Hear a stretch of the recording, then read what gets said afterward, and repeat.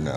So I'm trying to tell this nigga because he don't believe me, but I've been telling him that cut water is not regular. Like, it's not, the cut water is like having 3 shots straight. Literally. Like, that shit punch you in your chest, bro. All right, so I'm going to ask you, and we're going to introduce you in a second because we already hit the button and whatnot. All right. I haven't drunk in a year.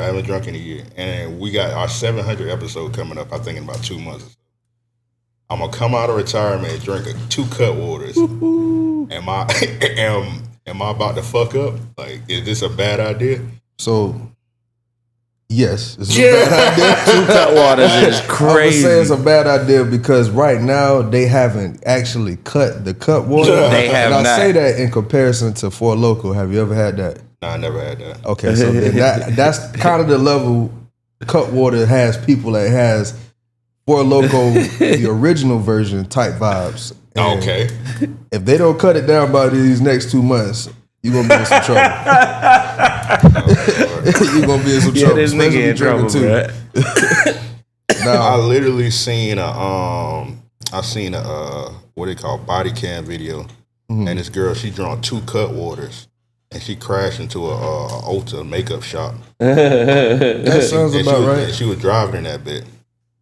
Now, I ain't gonna drive. When I do the cut water, I'm probably gonna sit at the crib or sit up here. Yeah. So I ain't gonna let you drive. She definitely I ain't gonna let you out my sight, nigga. I'm gonna feel responsible at that point. Damn.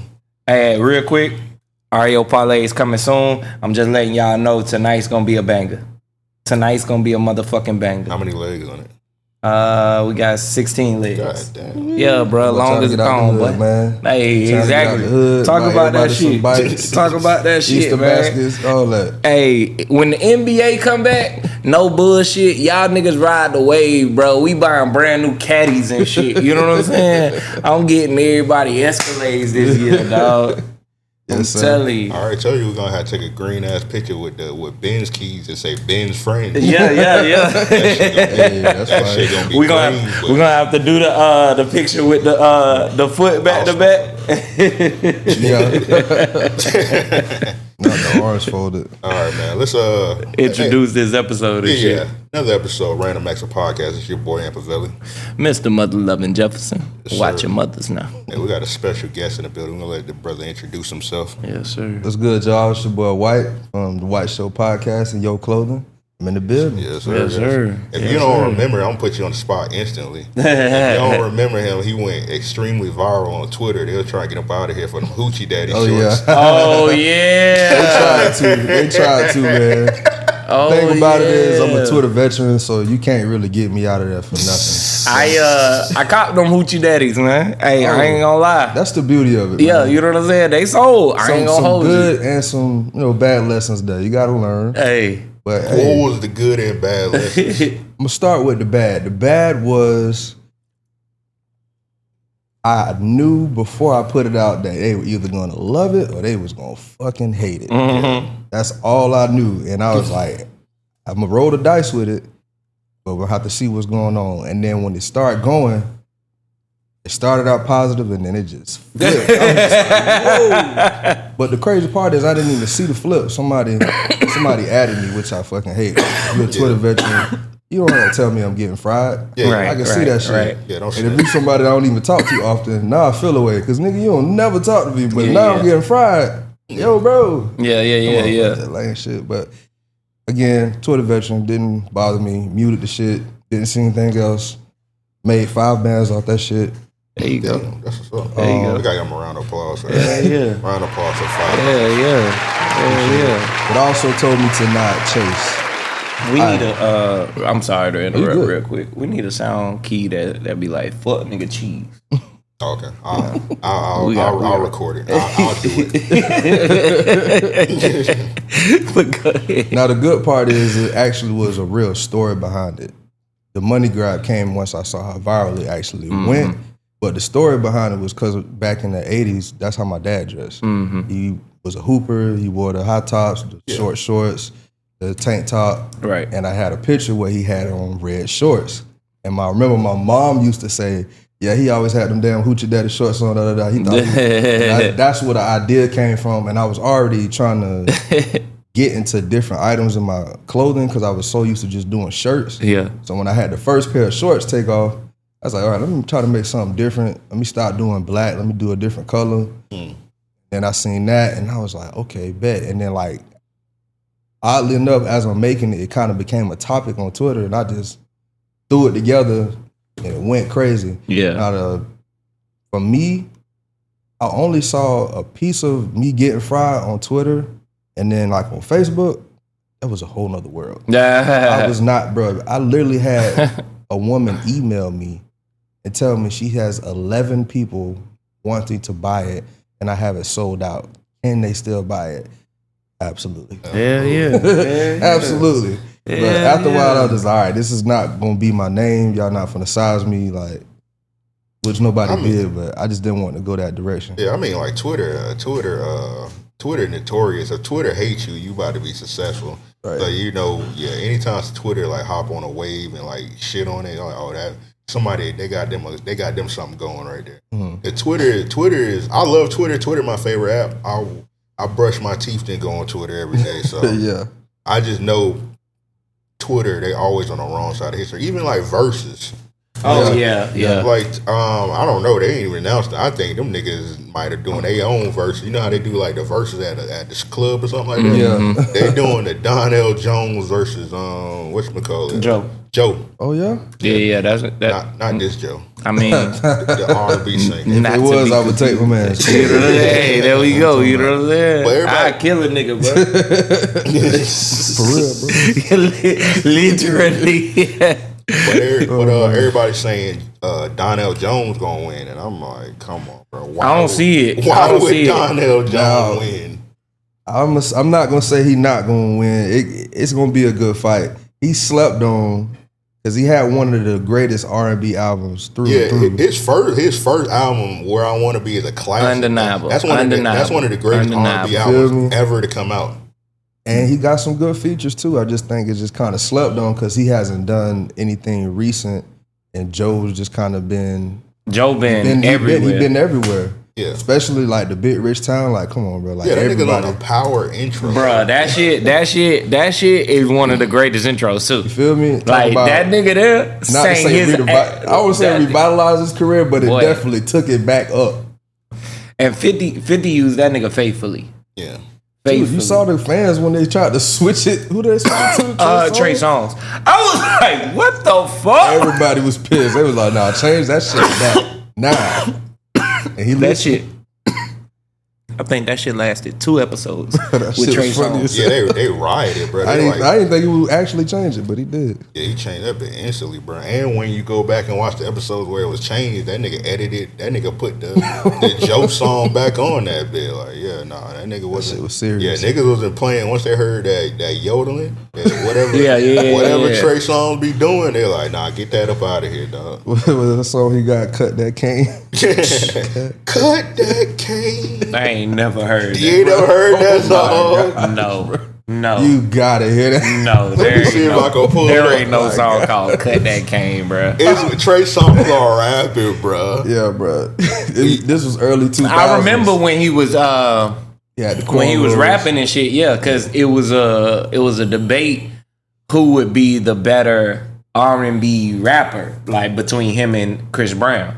I don't know if y'all niggas remember that. I don't remember it, but both of them was from VA. One, both of them niggas came out and was like, "Yeah, I also rap," and everybody was like, "I don't even know why niggas try to compare anybody." Whoever said outside of like Usher and stuff, which I still don't care for. Yeah, I mean, you don't care for Usher, or you don't care? No, I don't care the conversation because I'm gonna take Usher every time. Yeah, I mean, for me, I got some slander for Usher later on.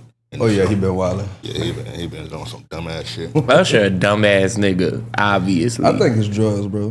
Yeah. Usher done had too many rumors and shit. Like Usher gotta be a silly ass nigga, bro. Because you don't hear much scandal shit about a lot of R&B singers. Yeah. But let's just start with the colon cleansing shit. The what? You don't remember that? Nah, there was a huge trying to click my mouth. Bro, there was a huge debate like years ago about like whether or not men should be just getting a colon cleansing. And I remember somebody was like, well, shit, yeah, Usher do it. I was like, what the fuck? Why is this even public knowledge that he's getting that? They was like, I don't know, they've been talking about it. I'm like, what the fuck? What kind of news is this? Then they had, what was his other, it ain't you, is, he had a STD, what was it? Yeah. They said Usher had herpes. Yeah, herpes. That big girl gave him herpes. Big girl? Yeah, it was a big girl. Save your thoughts. Yeah, bro. Well, no, I mean, I love big women. Don't get me wrong. Okay. I'm just making sure. Getting the STD from a big girl is crazy. Yeah. I mean, getting the STD is crazy. Period. Yeah, period. Yeah. From anybody. I'm just saying it from a big girl in the sense. No, I get relating it to just the big girl is kind of fucked up. Like you went out your way. Yeah. You went it, bro. Yeah. But yeah, too much speculation around that nigga. The Diddy shit, you know what I'm saying? Yeah. The Bieber shit. There's way too much speculation around that nigga. Business for a long time, Diddy said him and us used to wrestle naked for the Ferocity flakes. For the cereal, for the bowl of cereal. That's a lot. Yeah, that's on record. Yeah, they did. I might clip it and add it right here. That's it. If I can find it. Put it on his What's crazy? Put that bit over here. Put that bit on his side. Hell no. I'd be mad as fuck with this nigga. I rip the door out the hinges. That nigga cover me with some gay shit. You brought it up, nigga. Oh, man. They gotta cut that cane. Oh, yeah. I think this was like before he even was singing. This like vintage. He still had a little. He tried to do Drake. Oh yeah. Oh, that was when he like disappeared for like a little bit. Like Drake low key revitalized that nigga career. Cause you remember Trey Songz like gone for like a Trey Songz' career been revitalized too many times. When he did the one with J. Cole. Crazy. Yeah. You don't remember that with J. Cole? Not really. I know you got a main bitch and them hoes. Okay, I think everybody only because you hit the can't get enough. Can't get enough. Yeah, that shit was a banger, nigga. He probably ain't get. That was the time when niggas really wasn't fucking with J. Cole. He was too rapidy rap for niggas, but he still is for me. But I respect that. I respect him as far as skill level. That's not something I gotta. I feel like deep dive in to see. I feel like Cole is just being like real. Cole is arguably one of the nicest niggas with a pen, but everything I've heard from that nigga was invalidated with that Kendrick shit, and I just gotta be real. Like I hear a lot of shit with a different tone, and that's all. That's what I was about to say. As an artist yourself, right. How do you? Because I got homies who stand on different sides. Obviously, I'm on a different side. When it comes to the artists that you do listen to, is it like they gotta live their raps? Is it like they gotta be so real, or is it just getting? I'm able to separate art and artists, right? Mm-hmm.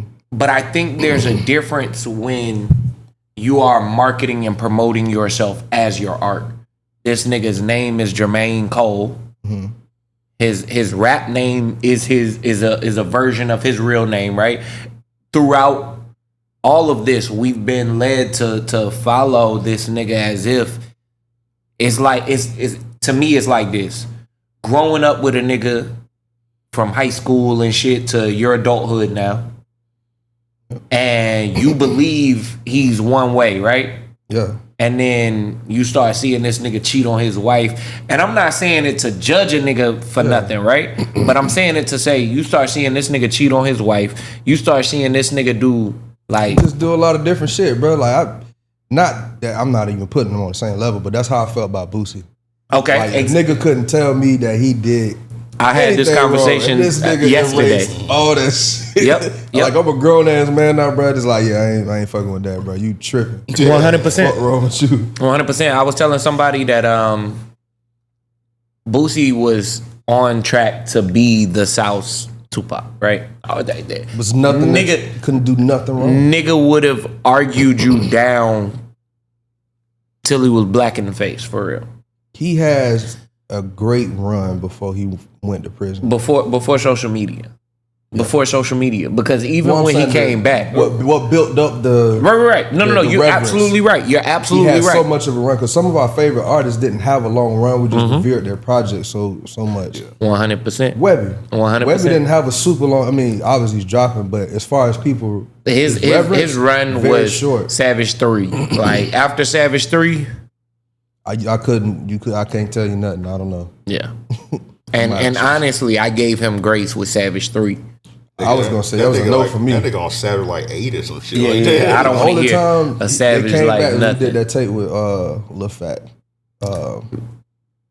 Good Lord, I ain't listened to it, but I do remember that period. That was the last time I was like, okay, well, like this is actually like I can listen to this. But. See, like that's an artist kind of situation for me with them two, because when I listen to old Boosie, old Webby, the messages and shit, like you know.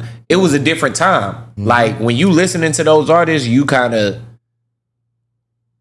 resonate in a way, right? Yeah, so, I was influenced. Exactly. So, but not to keep it on it was just to say that I can understand like how everything he talked about is just like, dang, he kind of going against that.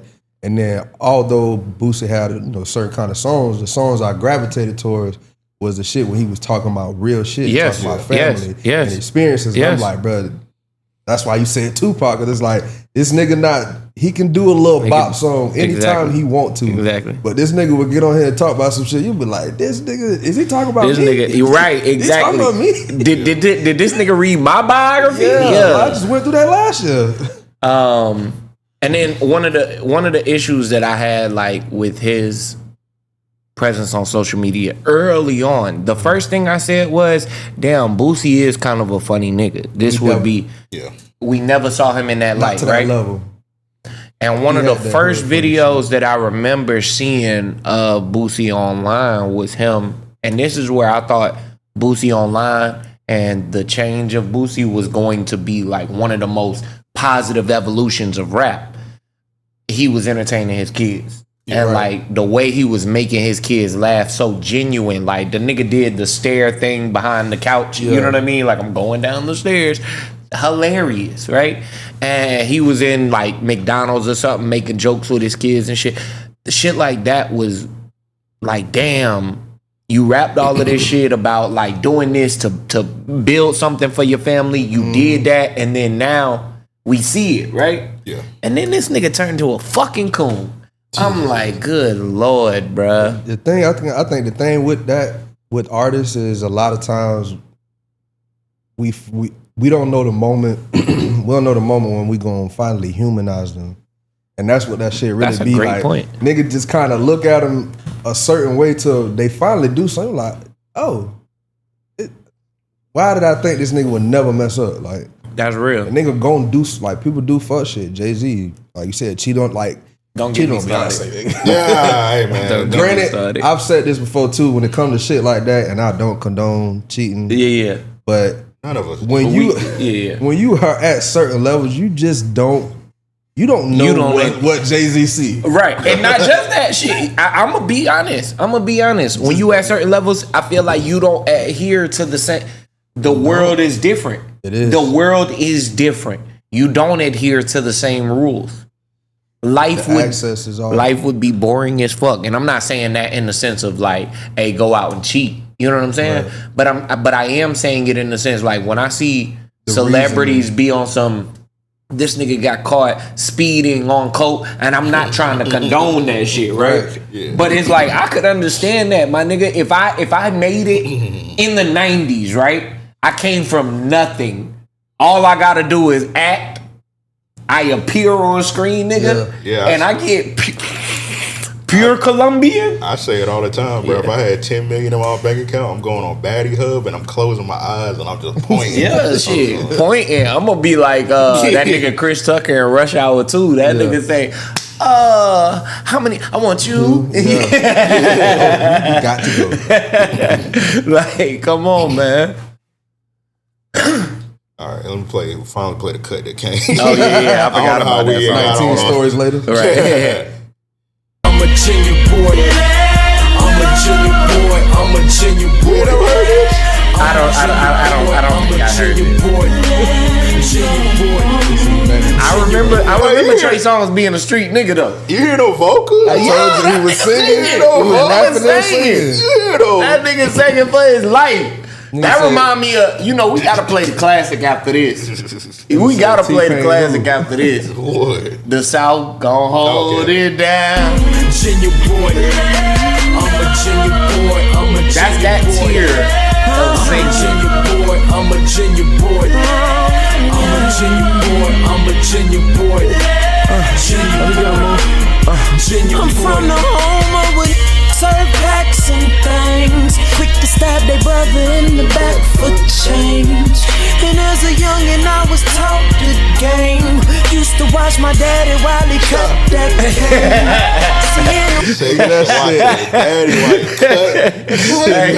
Hey, I used to fuck with Trey Songz so hard, dog. That nigga was a street nigga. Hey, I used to fuck with that boy. Tall T era, yes sir. That nigga say cut that cane. Yeah, This a classic, right? Southside. Yeah, this the same tier. Now I bring this up because I'ma propose to y'all where I think verses should go. The South gon' hold it down. The South gon' hold it down. The South gon' hold it down. The South gon' hold it down. That made soul. That means something to you.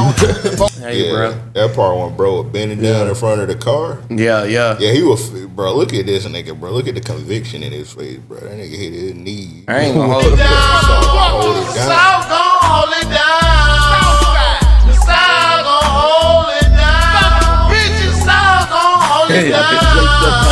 And pull something out for his dog. I ain't gonna lie, that nigga saying that shit like a baser. All right, where the verses gonna go? All right, so I think verses should be set up to where it's like for something, right? Like even if it's a versus awards or a cash prize of some sort, right? Yeah. Let's say we did tiers, like you do the 2000s, 90s, you know what I'm saying? All right. So we start in the 90s, you pick 6 groups that's gonna participate, 8 groups that's gonna participate, and you run it like a tournament. You know what I mean? Mm-hmm. I Bracket like style. I'd like the tournament idea, but slim it down. Make the tournament one-hit wonders. Ooh. And that way it's not. But that's where I'm saying. But you would do it. It can be like a one-day event because now you got, let's say you get 15 of them or something like that, and then you do a couple rounds. Let's say maybe not one hit. Let's say they got 2 hits because you got to be able to get to the next round. Right.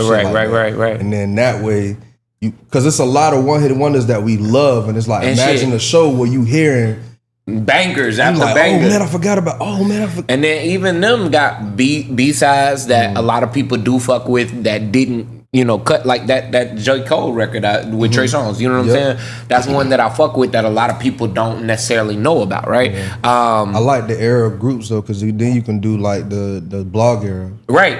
And I think that they should do that because then you can have a more consistent verses. Because see, right now, nigga, it's so intermittent. I think that it's hard to build momentum for verses. You get what I'm saying? Verses been going on 6 years now, my nigga. And they pretty much have grabbed all of the major markets that people know about. As far as like, to me, they reached their peak and plateaued. Yeah. You know what I'm saying? I'm not saying that it's dropping in any way. But the experience has not been enhanced to any capacity. You know what I'm saying? So I think that they should structure it to where it becomes not even to say tournament style, but I'm saying like you can, let's say you did 90s, early 2000s, 2010s, 2020s, right? You could do that right now monthly. And then even in the midst of that, now we're going to do blog era artist every other event. You get what I'm saying? So if I'm doing this one monthly to where it's a bracket style 90s versus 2000s, we're gonna do that over the next 3-4 months, right? Yeah.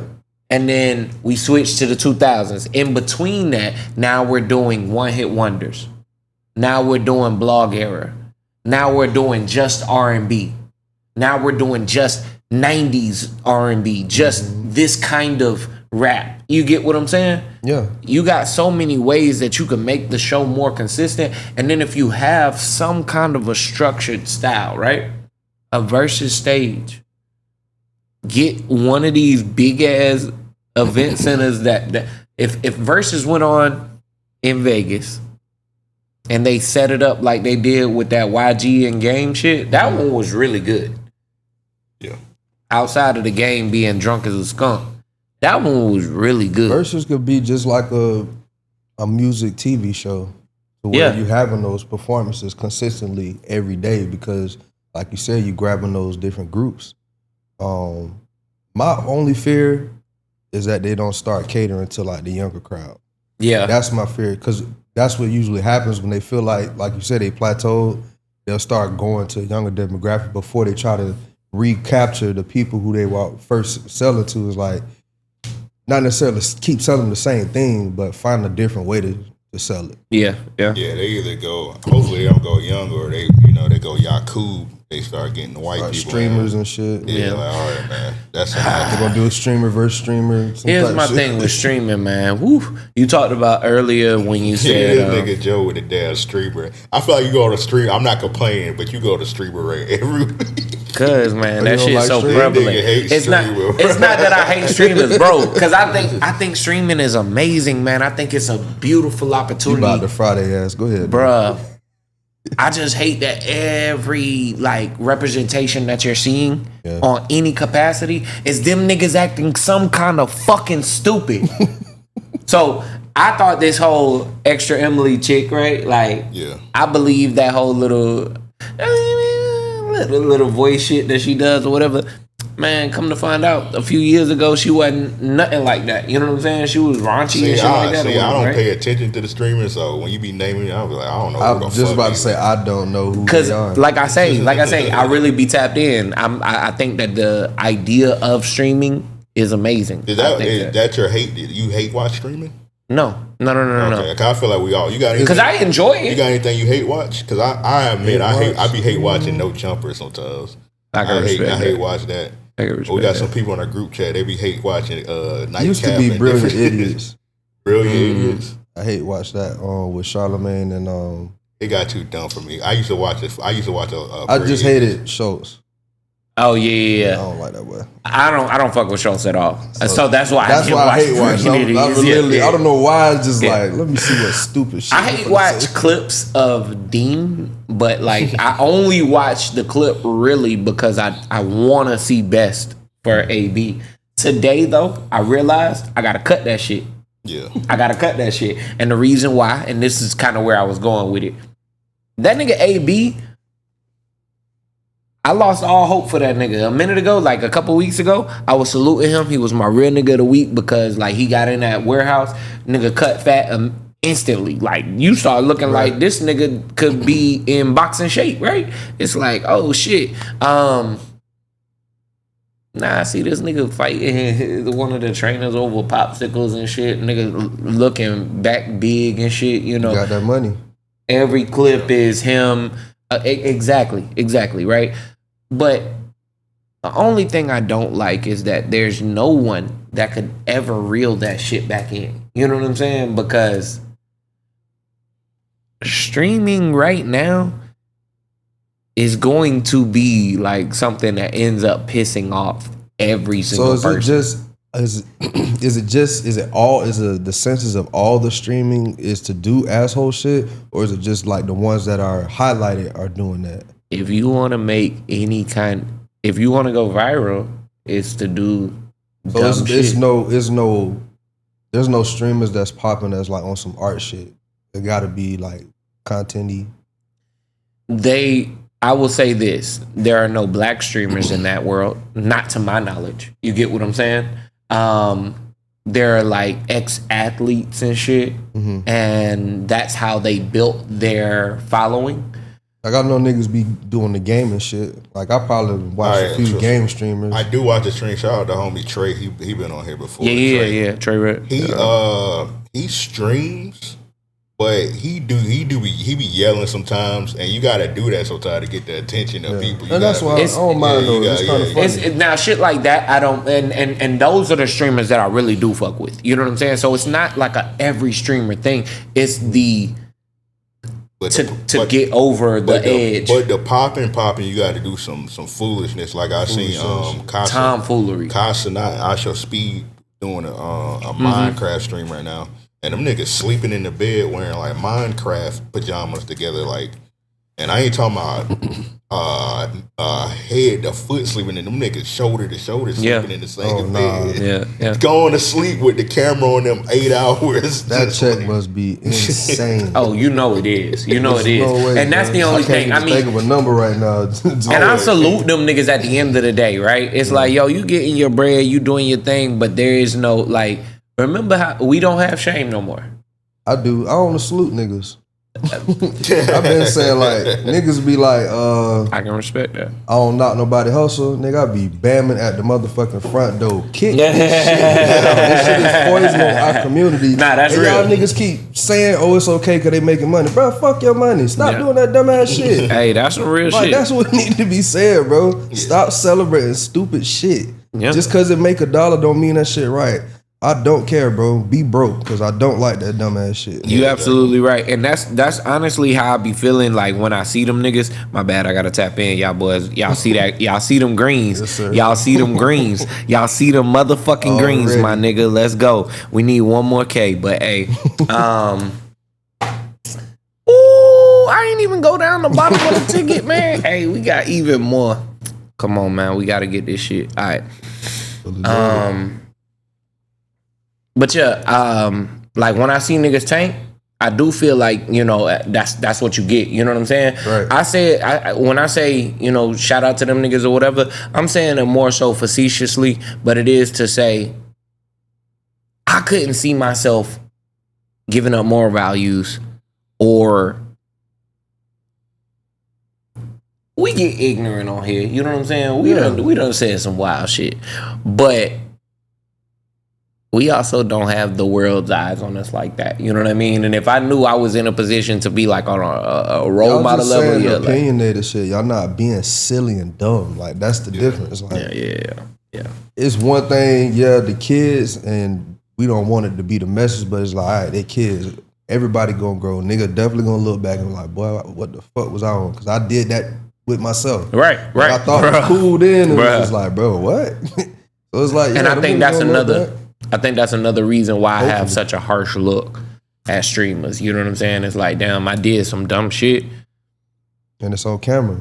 And these niggas, these niggas is doing it on camera. I don't know if they watch their own shit, which a lot of people don't listen to their own shit, but nigga need to play that shit like football. Like, bro, go watch some replays. See how the fuck you sound. Does your voice need to be louder? Do you need to stop interrupting people? Do you accidentally digging your nose? Like, look at that shit, bro. Niggas don't be looking at that shit. They just be like, oh, put it out there. That's real. Yeah. But most of them niggas, they just, I feel like they ain't got no soul or moral. They just know that this is gonna get the bag, so they just gonna do it anyway. So I mean, they do get the bag. I guess I do hate watch some of that shit. What the young people? What the young people do? They call it LARPing, or like, I've heard of that, but whatever the shit is, whatever the young niggas terms be. Whatever. Whatever. Listen, I don't pay no mind to none of that silly shit. Listeners, let us know in the chat or whatever you watching it on. If you watching on YouTube, hit us with that like. What do you hate watch? Because I know y'all niggas hate watch something. It'd be funny if somebody be like, I was just thinking the same thing. I was thinking the same thing. I hate that nigga Am. I hate that nigga Joe. I hate the fuck out that nigga. If you hate watch this, let us know if you hate that watch nigga this. Go on range. I got a controversial one. What? I just remembered it. Rest in peace to one of the GOATs. I used to hate watch Kobe.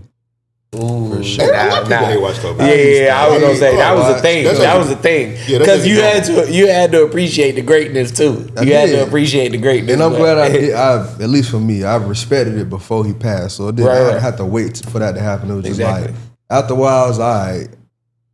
Yeah, you that, bro. You that. I've been hate watching just because you going against some of my favorite team and players, and you cooking these niggas, frying these niggas. To drop 81 in the game, and like I don't even love like the idea of the Bam shit. Not because you know what I'm saying. It's scoring 83 points in the game. Hoorah, my nigga. Hoorah. Like that's a feat in itself. But after 40. They just giving you all of these opportunities just for the chance of breaking the like that's bullshit. To watch that nigga go for 81 with niggas actually giving a fuck about defense. Yeah, that's crazy. Yeah. I mean, it's that type of mentality. As I say, it was respected. Like shit, I couldn't hate anymore. It is what it is, bro. Like you are cemented. Yeah. You beat some of my favorite players. I can't take nothing away from you. And now that I'm older, I get it, and I wish I had that mentality. That's right. I wish I had that when I was coming up. I was good, but I was a nice guy. Yeah. I should have been a mean ass nigga. Yeah, say fuck. Somebody told me that recently. Yeah, it was normal to hate Kobe. It's just niggas don't want to admit it now that he gone, but niggas just hate Kobe all the time. Man, that's why I said I hated that nigga damn near till he retired. Yeah, I didn't hate Kobe. I just didn't give a fuck about him. I hated that nigga. I didn't like him. I think that once LeBron developed to where, like, of course the Miami, but I would say probably a year or two before Miami.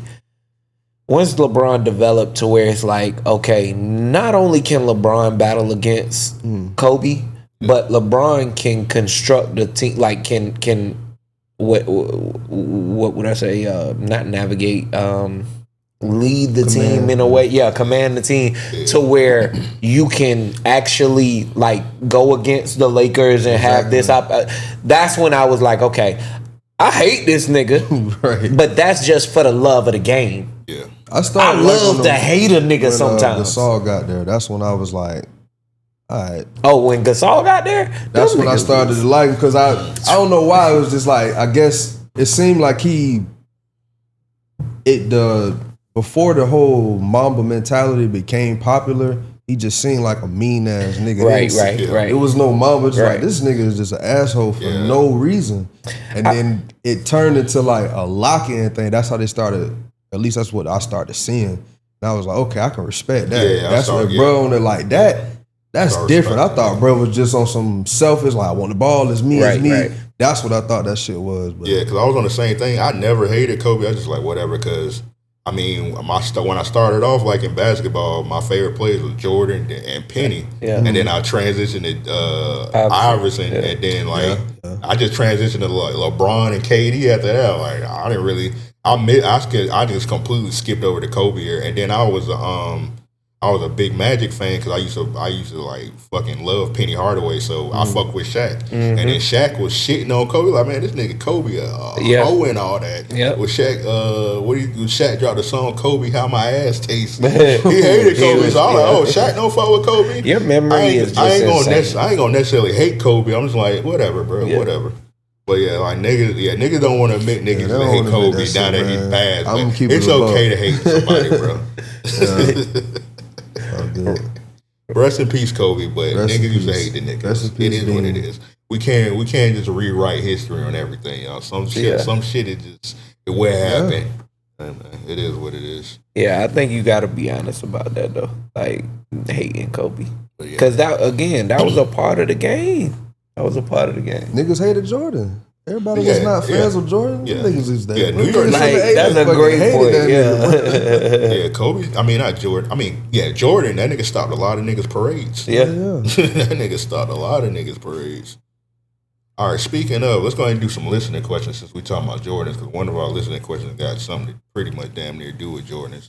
Just send a listening question. Hit us up, mail@ariopodcast.com. That's mail@ariopodcast.com. Or you can hop in our Discord. If you want to leave a question to be on the Discord, you already know you got to be on that Patreon, patreon.com/ARIO /Ario podcast. Join one of the lovely feeds. I've been seeing a lot of y'all niggas in the Discord saying y'all want to be a mod. To be a mod, you either gotta be one of the homies, or you gotta join. I think it's the 25 and up tier. Yeah. So some of y'all was inquiring about the mod. Once you join the 25 and up tier, you automatically become a mod.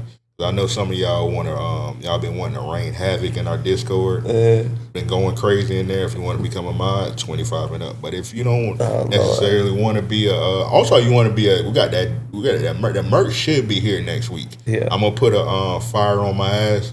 The merch gonna most likely be here next week. So there we go. If you on the 25 and up tier, get a shirt for free.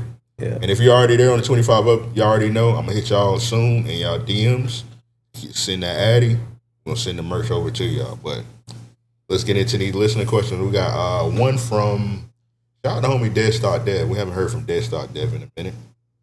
He asked, "Who's the wildest TV character you've seen?" Me and my girl just watched the Polygamous on Netflix. I never heard of that. And one of the main characters on there is named Jonas. Bruh might be the final boss. Shit, I don't watch that show, so I'm not really familiar with Jonas. He must be a bad motherfucker. Right. So I gotta do my research on Jonas. But y'all brothers, y'all know anybody from a TV show that was like wow, like damn, this nigga wildin'? Yeah. All right, name a couple. Omar, nigga. Yeah. Omar. Bruh. Omar was wildin'. Bruh, this nigga. A lot of niggas from The Wire was wildin'. This nigga, no, bruh. Nobody was wildin' like Omar, bruh. Does it have to be like just a show or can it be a movie? Let's go movie too. Yeah. I was gonna say Debo. Debo was wild. I feel like Debo got humanized at the end of Friday. You know what I'm saying? He was wildin', bro. Oh yeah, he was wildin' for real. He was wildin' on the first one, bro. But I look at that like the David and Goliath story, right? How Debo got humanized? You gotta explain that. When that nigga got knocked out, he deserved it. Nigga right, but that's what. So the whole. Oh no, he talking about Friday still. You was talking about next Friday, right? When he broke out. No, I said that after the fact. Oh, yeah. Okay, so like in the second one, yeah. Because you like, said it humanized. I'm like, that nigga broke out of jail. Nah, in the second one, that nigga came back like a super villain, bro. Like, right, that's what I'm saying. I ain't gonna lie. I was expecting for that scene to go a lot longer. Like, I thought Debo would get some kind of get back. They did a great job making it comedic and ending it. You know what I'm saying? The way they did. But yeah, when that nigga got knocked out, that became David and Goliath to me. Right, yeah. You build this lore of, hey, this nigga can't be fucked with. And then this nigga whoop his ass in front of the entire neighborhood to where it's like, oh, fuck Debo. You know what I'm saying? Your daddy. Come on, man. So yeah, that's where I say he got humanized. But I stopped giving a fuck once he hit old girl. He's like, don't make me drop you like I dropped this bitch. Yeah. Once he did, I was like, this nigga hit two women. Yeah. I was like, he gotta go. Hit him with that brick. Yeah. Once I seen that, shoot his ass. Pause. Brick this nigga. First time I seen it, I was like, shoot his ass, Craig. I was right there with Chris Tucker and shit. Shoot him. Nigga, I was screaming. Clip on that boy, for sure. But Omar, nigga, not for nothing, dog. Hey, one time for the community, but what Ray J be calling him? I mean, he said, shout out all my gay niggas. That's what he said. Yeah, well, shout out to the gay niggas. But a gangster punk that was just walking up and down the street with a shotgun, kissing niggas in front of you. And they were running. What? You with me? That nigga would have blew your... Pause. That nigga would have blew your back out, bro. Hey, yo. That shotgun would have tore you up, nigga. Hey, that's a double entendre. I had to say it. I had to get it off. That was clever. But Omar, yeah, that was the first nigga. When I seen him, I was like, oh no, I couldn't imagine no Omar in my hood. And he was openly gay too. He was kissing his boyfriend in front of niggas. Bro, like, that nigga like, yo, I'm gonna kill you, nigga. Mwah. Who was that nigga at the beginning of Snowfall? That nigga was crazy, bro. Yeah. Oh my god. I don't even like talking about him, bro. That's the boogeyman, bro. I don't even like thinking about that. I think I stopped watching that shit. I was like, That's That nigga, you talking about Carvel? Yeah. shit is insane. Yeah. It was. I know the episode too. Yeah, it was season 1, episode 5. Bruh. Yeah, this ain't for white. I ain't gonna hold you, bro. You didn't watch it after that? I think I did tap back in, but it took me a while. But A lot of I didn't. people stopped after I was that. gonna say it got amazing after that up until the last season. Last season was some bullshit, especially that ending. But man, that episode it was tough. It was tough to get through. It was tough to get past. I can't believe, man. All right, so I ain't tooting my own horn, but when I was watching Snowfall, like nobody was watching that shit. Right. Yeah, I feel like it got popular like towards like the second season. But I remember being I was on that shit the first, like when that shit first. No, I know what you're saying. Yeah, it was a couple of people like on it when it first came out, but like when it first, like nobody was talking about it. That first, when it started getting popular, the second season, a couple of people was like talking about it. I was like, hey, if you watch first season, be wary of that 5th episode. But also, that first season was kind of, it was hard to get through the first season, especially when they were talking about that. Especially when they were jumping back and forth with the cartel nigga story. That cartel shit was so boring, bro. Bruh. And it dragged. I'm actually surprised that the first season was, looking back now, you know what I'm saying? The first season was as successful as it was, because I tried rewatching it, skipping that episode. And it is a hard watch getting through that first season. Yeah. Like it's long as fuck. I was trying to watch it with old girl, and I'm like, it gets good. I swear. She's like, when? Nah, that bit don't get good for real till the second season. Yeah, I feel like I only really watched it because it was like John Singleton. I was like, John Singleton. But the second and third season is so amazing. You could forget about the first. That's when I tapped back in. I'm not really a TV watcher. That's why it was kind of hard for me. That's why I went to a movie. Because I don't really be into shows, but that was one of the few shows, like when it first came out, like you said, a lot of people was watching, but everybody wasn't on it. Yeah. And so I was like, I kind of liked it. And then they got to that episode, I'm like, that was too much. Yeah. Tapped out. I think I might have watched like finale of the first one. I was all right. Second season came out, it was a whole bunch of hype. I was like, damn, this shit actually good now. And then I just kind of got in and out because I was just, all right, I'm off of that. Yeah. I'm mad you brought that shit up, bro. That scene is traumatizing, bro.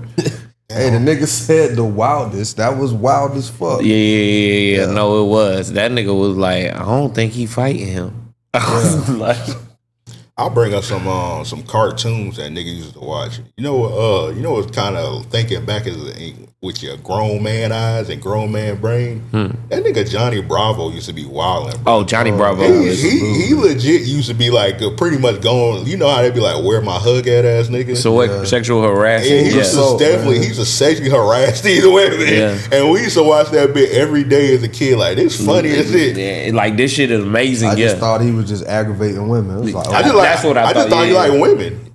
Yeah, I thought he was one of those like over the top, doing too much kind of people. You know what I'm saying? Like, kid, but that's the crazy part. It's just to be like, bro, what? You already big? Just kind of chill. They might fuck with you. And then not just that, he had thirsty as shit. He had several opportunities to where the woman was fucking with him, and then the nigga would just choose to be dumb as hell. And it's like, well, hey man, you don't want pussy. It'll legit be like an episode where the whole episode would just be a woman walking down the sidewalk. He's like, who? Like bothering the bitch, like, bro, leave her alone. She just said she done maced the nigga 5 times. Saying this nigga would get his ass beat the fuck down and still keep about doing 10 times. Yeah, like these women like would be. I remember one episode where the woman went to like a self-defense class and she learned self-defense moves and beat. Bro, that's a R word. We can't say the word R. That's an R word, bro. Yeah. You can't. A woman had to go learn what you call it. She had to learn self-defense so you can leave this. It's a lot of shows. I was gonna watch that shit in nostalgia. Like, I just, right. It's not like, oh, they got that. Let me go watch that. Yeah. Like, hell no. I ain't gonna lie. It's tough to watch a lot of them shows in hindsight because Ren and Stimpy. Somebody was talking about it on Twitter the other day. I guess they're talking about doing a reboot, or they were gonna do a reboot, but the director got some smut on his name. Oh. And I mean, I'm not shocked. That was a wild ass show. A wild show. And the retweet was like, that's when I learned foot guys are not normal or something like that. And I thought back on that show, and I was like, yeah, we should not have been watching that. It was too wacky for me. I didn't understand it. Like, it was a lot of, like, even Rocco's Modern Life. That shit was just, it's a lot of shows all just like, it's a cartoon, but I'm like, I don't even, what's the point of this show? Yeah, it's just chaos. It's just a cartoon with colors. Just wild shit going on. No, I did used to watch, whatchamacallit, that shit was just dumb as fuck. I mean, it's in the name, Two Stupid Dogs. Oh, I love Two Stupid Dogs. I ain't gonna hold you. I love Two Stupid Dogs. I don't give a fuck. I love Two Stupid Dogs.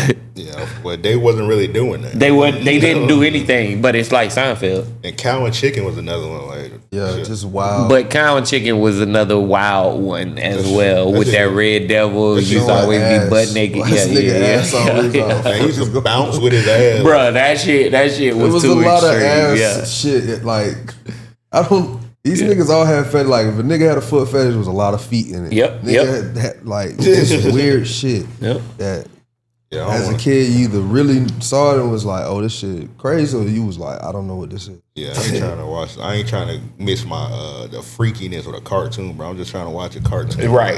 Yeah. That's what make it tough to watch a lot of animes, because the storyline will be amazing, and then out of nowhere, a woman got to bend over, her pants will just tear apart, and some dude's shooting blood out his nose because he done seen a woman, and it's like, oh my God, man, that's you horny motherfuckers. That's how we ended up learning a lot of them Nickelodeon Cartoon Network niggas that was like running. It was like some freaky niggas.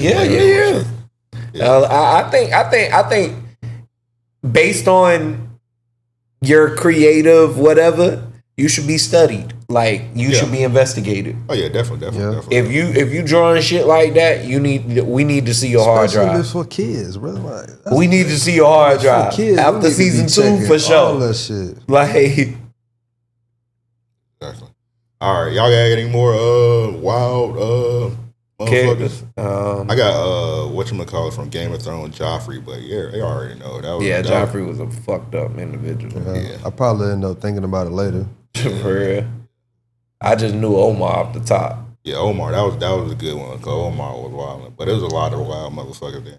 And it's crazy that Omar was like raining havoc on that city, and he got killed by a kid just randomly. Yeah. Kid just shot what's his name, Kennard or whatever, just shot him in the head, and it was just, that should be happening. And it was just over. Like, nobody talked about Omar ever again. You're right. Yeah, it was just like, all right, moved on.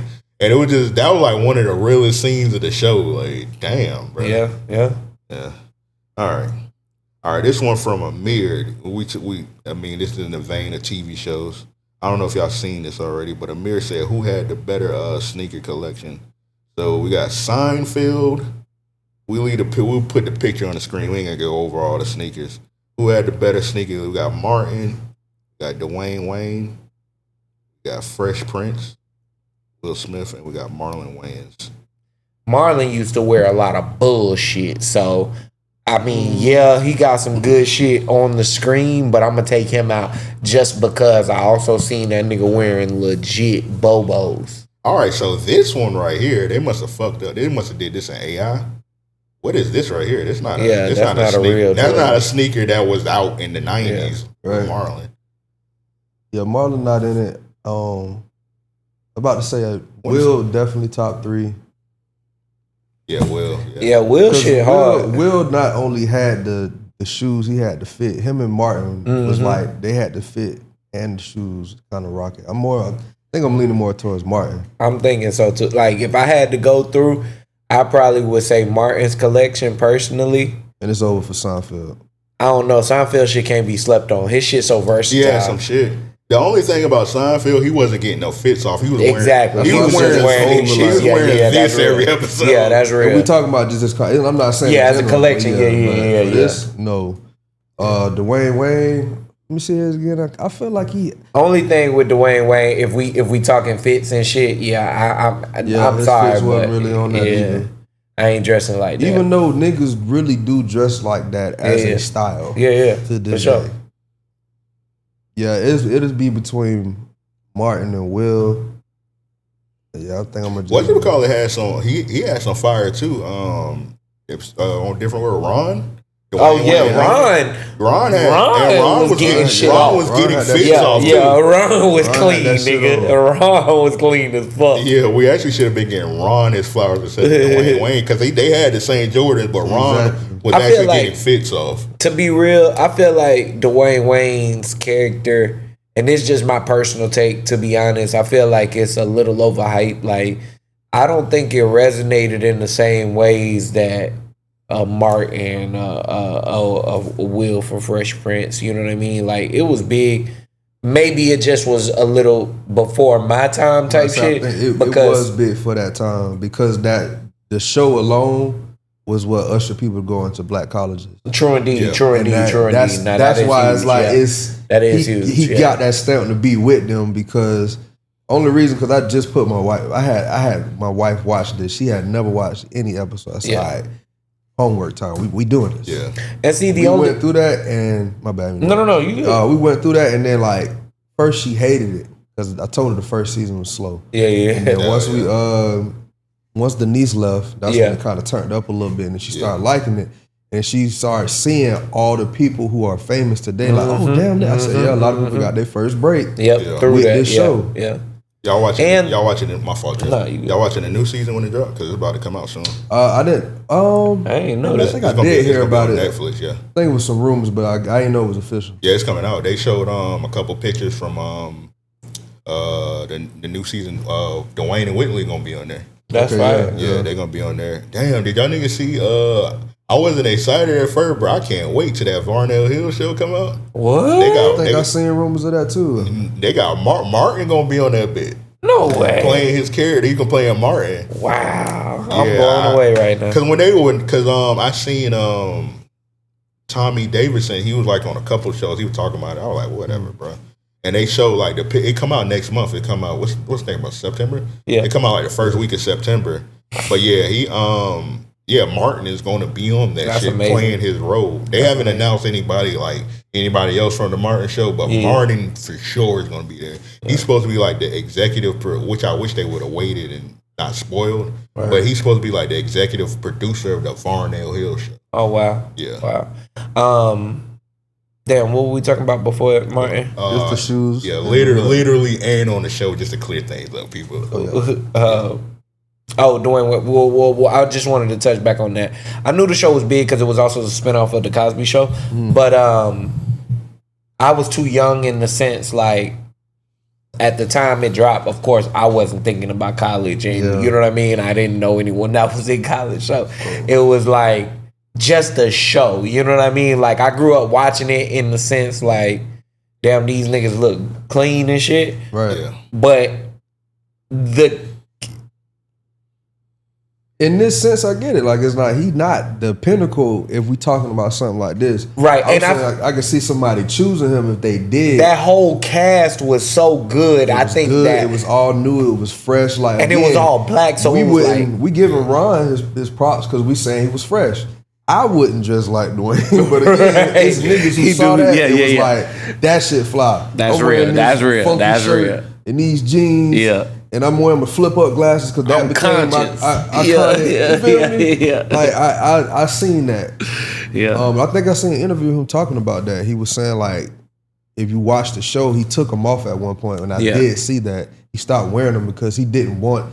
Like he said, when he wore that, he was young. He was just like silly. And then he ended up bringing them back because people was requesting it so much. Right. So it's like he understood that what he was doing. He was just young, and he kind of elevated from all of that. And that's when I started seeing him like rocking. I was like, okay, he got a little grown man swag, but it was towards the end of the whole thing, not just the like when they ended it. Right. So, yeah. Hey man. And then I went to a black college too. So yeah. Once, going back and watching is like, it made hella sense now. Like, damn, this is why niggas do that. Like, we really are literally doing what they did on that TV show. Yeah. Before then, it just was like, if you weren't at the school, you didn't even know that shit existed. Nah, that's real. So, all right. Appreciate Amir for that question. I didn't get my. Yeah, I'm going with Martin for sure.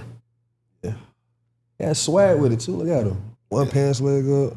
And then he used to rock the black collar sweaters too. Yeah, I remember that. Yeah, you remember the episode when Gina had bought him the Air Gordons because he had spent too much on the Jordans and that nigga feet was fucking up. Right. Yeah, that was a classic episode right there. Yeah, that nigga Martin was wearing shit. I didn't even know he had the air flights and all that shit, bro. I was only paying attention to the Jordans for real. Yeah, Martin had some shit. All right, salute Martin. All right, I guess we're going. That's all the listening questions. Once again, to send in listening questions, hit us up. mail@ariopodcast.com. That's mail@ariopodcast.com. Or, once again, you can hit the Discord. We got a listening questions section in the Discord. But to be on the Discord, you already know you got to be on the Patreon. Patreon.com/ariopodcast. Let's do some voicemails. Send in voicemails. Hit us up 424-260-RAOP. That's 424-260-RAOP. That's it. We got a couple from the Good Brother. I think we got like 2 or 3. We'll play it by ear. We might just play 2 of them today and say the rest for later. But shout out to the Good Brother once again. Good Brother has sent in a good ass question on the Patreon. Y'all got if you're not on Patreon, tap into that. Me and Joe dropped a bonus episode for on Monday. That was a really good episode. So y'all go check that out. And I dropped one today with Banks also. So go back and check that out. Go back and check out all the shit. Got a bunch of good stuff coming up on the Patreon in the next couple weeks. Let's get into this first voicemail from the Good Brother. Hey, Amp and Joe, Good Brother again. Listening to the Monday, the Monday fucking show y'all did, or the Tuesday show. And Joe's talking about the knowledge thing and like talking to people and people getting offended. Joe, I know exactly what you're talking about, bro. In all my life, it's funny. The only time I've been called a fucking know-it-all is by some fucking idiot who felt like me, saying something in the conversation or add knowledge to a conversation made them look retarded or something. I get that shit a lot, my nigga. And same thing, Joe. My family wasn't like English teachers, but we grew up all being good at English, so history, English, all that type of shit. So a lot of just random knowledge. And my parents are old, nigga. My dad was born in 1950. My mom was 57. So it's a lot of like old knowledge that I got or random facts I got because these old niggas have been teaching me shit all my life. But I don't know. It is a funny thing when you think in some conversations I've learned as I get older, don't even join the conversation. A nigga's gonna act like you being they're gonna have some weird like jealousy. It's some weird shit, man. I know exactly what you're talking about, Joe. You sitting there thinking you add knowledge to a conversation, and nigga at first, here this nigga go. And what's crazy is when niggas say that to me, I'm like, okay, like y'all mad at me. Prove what I said was wrong. Y'all act like I came in and said some ignorant shit. Yeah. That's why I like the history shit you be doing, Joe. When you have a live stream and I hop in that shit on my phone, that shit is dope. I could actually talk to a nigga about some shit and not feel like I'm being a dickhead just because I know something. It's a weird fucking insecurity niggas have when it comes to that. And when I'm saying niggas, I don't mean black people, my bad. I'm just talking. I mean people in fucking general, bro. I've had Mexicans, I've had blacks, I've had whites all call me that same shit. And it's like, I'm a know-it-all because I knew something. I'm sorry. Yeah. My fault. I'm one of them type of niggas that if I don't know something or if I'm speaking on something and you got it to add value for one, or especially like in the moment you can correct me and steer me wrong, like right on whatever I'm saying, if I'm giving wrong stats or if I'm speaking from the wrong perspective kind of thing, right? I appreciate shit like that. Not only does it show like a nigga listening, like, you know what I'm saying? Like your other party is listening, your other party's invested, but it also shows that you're being held accountable, like the things that you want a friend for, or you want to use to build and elevate yourself, right? Like those are the tools that kind of come with it. And it's like, I think sometimes people feel intimidated by, you know, I don't want to say knowledge, but their lack of, you know what I'm saying? Yeah. And I don't think anyone has to be like that. You know what I'm saying? Of course, no one needs to be an asshole who knows everything. You know what I'm saying? Like, if you know something, don't rub a nigga nose in it type shit. But I do say it to say, like, I'm. It's just hard for me to hold my tongue and sit back and listen to shit. Because I'll hear niggas just talk from left field sometimes. And I'm like, oh, well, let me just give you this perspective. Or let's frame it this way and then see if you have the same approach. Let me just say this sometimes. You know what I mean? That's only for like certain people with me. For me, I hear that because I don't be giving a fuck. Nah. Yeah. You know what I'm saying? Like, you only gonna let shit get to you. You feel me? If you actually let it get to you. That's real. I don't let the shit get to me because I don't really be in proximity of shit I may deem to be dumb or stupid. That's real. You feel me? And then in that same sense, I'm a little weird myself. I be trying to figure it out. I don't even know if it's a therapy thing. I don't know if it's a mentor or coach. I don't like to be told. If I ain't asking you for help, get the fuck out of my way.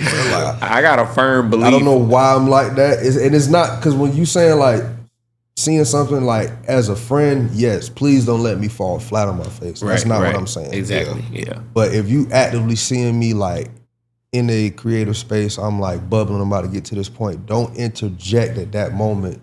Even if you feel like it may help, just kind of let it play out. Yeah. And then not to say wait till it fail, but just let it play out until it's like, no, I just want to make sure if it's a thing where it's like, no, he gotta have this, go ahead. Right. Most of the time, what ends up happening with me is this, I'm thinking I'm about to get this grand information, third grade reading level shit. Oh yeah, don't get me started. Like, you want to say some prolific shit. But it's some people that just gotta interject in anything, like, just like, and that's what that is. Or they be telling you something like, nigga, I already know it, but I'm the guy person, I'll be like, all right, thank you, even though like, like, bro, I already know, but just to be like, I don't want to be a flat out asshole, but I just like, whatever, nigga. It happened all the time. I mean, it happened with the podcast game. Maybe be like somebody, they be trying to give me, not to be an asshole, be somebody trying to give me some info. I'd be like, bro, you got like 50 subs on your shit. Like, nigga. Like, come on, man. Like, what I hate is like, with my clothing. Yeah.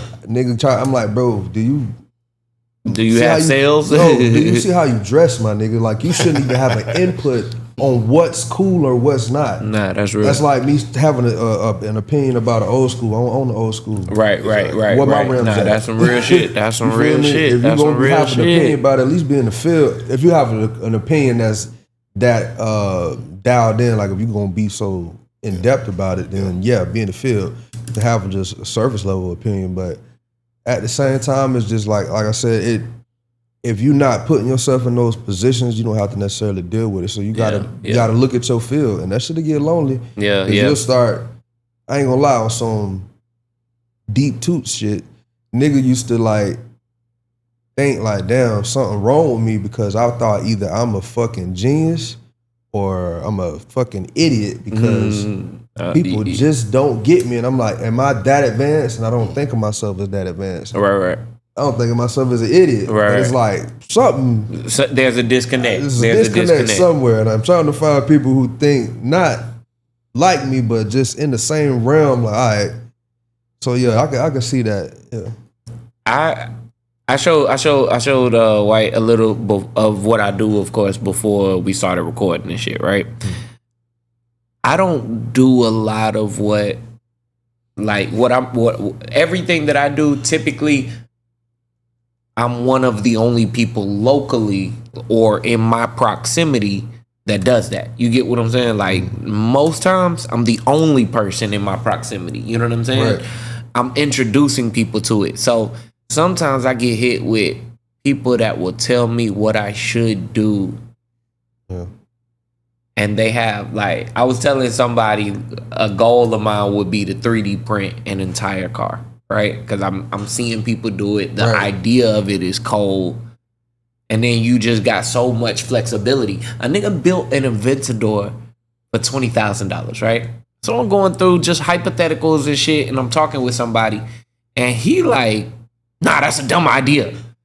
That's a dumb decision because I'm like, damn, fuck, nigga. Yeah. Not only are you wrong in why you're saying it's a dumb idea. Yeah. Why you so passionate about this shit, bro? What's up with that you? Is that we gotta talk about something? I'm like, let's stop talking about 3D right now. Exactly. Let's talk about you and me, homeboy. Bro, I was like, yo, I don't know what kind of shit you on, but I damn sure ain't sticking around. That's for how this this. shit You know come what I'm off saying? though. When people do that, it's like you really be like, damn, like you try to be open because I'm the type of person I feel like I can learn from anybody. Exactly. I just don't want it coming at random. Like, just don't be throwing shit at me, bro. It needs to be methodical. Like, and I was gonna say earlier, when it come to help, like you mentioned, if you don't ask for it, don't give me help, right? I got a firm belief if you don't offer help, and I hate to be so direct, but fuck it. I mean, if you don't offer help in the way that I need, how much help is it? How much help are you? You know what I'm saying? Like, what I do takes a lot of time. Yeah. And the small things like sweeping the floor and shit like that, I worry about at the end typically, right? So when a lot of times when people be like, yo, I help, they're like, I'll sweep the floor. I'm like, nigga. Because it's a skill, bro. It's not just like something you just exactly. Do. So I get it, man. I get it. Hey, great voicemail, good brother. All right, we'll do one more from the good brother. Hey, Amp, y'all talking about what be that? Y'all talking about them older dudes coming to the high school to pick up the girls? They happening a lot out here. But you want to know what's even crazier? Fuck it, I'll say, because he wasn't gonna just sue me. Maybe. But my homegirl Alondra, she's dead now. R.I.P. She got murdered by her like boyfriend. One of them fucking jealous Mexicans. Oh, good brother. What kind of voice, man? Let's go. I was like, I don't know if I'm having an opinion on this. That man said her full name. She dead now, so it's like, good. Once I heard what he gonna do? I was like, yeah, this what he gonna do? Shoot me? Like, I'm like, that was the alarming part to me. Like, where is this story going? Then he says her name, and she was killed by this fuck nigga he finna talk about. Good Lord, good brother. Jeez Louise. Hey, man, where did this go? Let's get back into the voicemail. That bitch got a minute left. It's already took a billion twists and turns. Boyfriend. One of them fucking jealous Mexican dudes killed her. Damn. But she used to flirt and talk to Joe Budden back when she was still in high school. I'm a year older than her. Whoa. So I'm a year older than her. So we used to be on Twitter and we would see them interacting. It used to trip me out. I was like, damn. And you know, that's crazy. There's a radio host out here who was doing that shit too. Yeah, Joe Budden used to flirt with her. And now, I'm not gonna lie, Alondra is bad, but still, she was in high school. He was flirting with her on Twitter and shit. A lot of them niggas. Soulja Boy was another one. He used to flirt with her. Actually, before she died, she was kicking with Soulja Boy again. But yeah, it's fucking crazy. All them dudes it's crazy. It starts in middle school and high school, and these niggas keep doing it when they get out. It's some sick shit. All right, so I don't know if he had a question. He was just letting us know. Yeah. I'm gonna say this, and that was a chatty patty voice. Man. I'm gonna say this, and when I say this, y'all know I'm not saying the lady deserved to die or whatnot. Yeah. But that nigga, she was just hanging out with all the celebs. Yeah, I see why the nigga jealous. I don't see why he killed her, but like I can see why he got jealous of your girl. Every rapper just shooting a shot, and she just hanging out with every rapper. That's crazy. I ain't gonna lie, when that nigga said she was bad, I started to say she might have been too bad, but I don't want to make jokes about the situation. I mean, saying she's attractive is not a bad thing. Yeah, she was bad, then she was bad. All right. I mean, I don't know what to say to this because he did a lot of name dropping. I don't know, man. But he was talking about I talk about it. I mean, we had a viral clip when me and Joe, when I asked Joe what would he go back in time and fix. Oh yeah. And then I was like, I go back in time. We all went to Wolfson High School. Yeah. I said I would go back and y'all know the infamous Wolfson Senior parking lot. Yeah. I would go back in time and tell the cops, hey, this nigga 27. Yeah. That nigga up there. I know we all done seen a grown ass man pick up some young chicks. I was about to say, I actually never saw that. I was like, really? maybe, I don't know if I was green and I just didn't pay attention. Yeah. I know it was happening, but I never like personally been like, who the hell is that? So that's one of them things you just had to like actually like In the look moment. and peep. Yeah. It wasn't niggas like, hey, I'm 30, I'm picking a girl you know up. what I'm saying? Hey, look at me. That's why I think Yeah. I was green because I might have seen somebody and not. I remember, oh, that's her dad or that's her big brother. See, when we got to like the 10th grade, I was skipping so much that I'm seeing niggas come and go and shit like that. I'm like, damn, that car a little too nice for any high schooler. So what got me hip? I ain't gonna say the girl name. We probably all know her, but she was in my class, and like one of the homies was trying to holler at her, and she was like, I only hang out with. She said I only talk to 25 plus niggas. My boyfriend 28. Nigga. And I was like, okay. Yeah, So I seen her. Y'all should have jumped that nigga. So I seen her leaving. She was walking through the senior hall like during lunch. I mean, to the senior parking lot during lunch. And I seen a grown ass big Rick Ross looking nigga with a big ass beard pull up in a BMW picking her up, and I was like, damn, that's clearly an old man. That'll be it. Yeah, tell. And then I start paying attention when you see the girl. They always be by themselves. Their homegirl don't be with them. They just be chilling in the parking lot. Then you see like a car that nobody in high school can afford. Exactly. It was always easy to differentiate who like was in Wolfson and who was picking someone up, right? Yeah. Because only niggas that really had nice cars and they had a very specific car, if we all can think back, was the Bosnians. I was about to say that. Yep. And who, I was wondering if you remember. I said this nigga about to say what I think. I was had that shit. Boy, the Bosnians pull up. It's like their initials on the back. I was like, you got your initials on the back of your fucking BMW? Yeah, nigga. BMW when the 300 dropped. It was 300s at Wolfson. I'm like, nigga. Y'all know them Bosnian, them cars them Bosnians had were fake, right? Y'all not know the plug. I heard something about that. I had got cool with a couple Bosnians. Shout out to Kekic and Mumar. They put me on the game. So apparently they kind of like how you were saying with the 3D printing. Mm-hmm. They'll put the shell, like an identical shell of like a Mercedes or like any luxury car, and they'll put it over like a Honda engine or something like that. Okay. So it'd be like, and they can like ship them from over there, not necessarily Bosnia, a war-torn country, right. But somewhere in Europe, they get them shipped over there. So a couple of them had like, I know the twins who had like the 300, that was definitely, I bet if you lift up that engine, that bit was a Honda engine. Okay. Now, I did hear some funny rumors about they 300s and shit. Yeah, not the shit on them, but that's what the finesse was. I was like, how do you fake a car at that time? You know what I'm saying? It's funny because I be seeing shit like that on some, like I be watching these dudes rebuild cars and some of them do shit like that. Yeah. Like, I thought he was doing that in high school though. I thought it was capping, bro. He pulled out, bro. No lie, this Bosnian motherfucker. He pulled out a big ass catalog, and it was like a Sears catalog, and he showed it to me. That bit was not in English at all. That bit was in straight up whatever language they speak. That shit was not. I was like, bro. And he was like, yeah, you just pick whatever car, you put the down payment, they ship it. You gotta pick it up from. I think they say you gotta pick it up from Miami because it come on a boat. Just sound crazy. They said it come on a boat and you just gotta go pick it up and that's how them motherfuckers was flexing. Yeah, that's crazy. Shout out to the Bosnians, man. Yeah. I ain't know a Bosnian once. I went to Wolfson. I was like, what the fuck? That's why I used to call that bitch Little Europe, bro. Because we had it was four Bosnians, Armenians.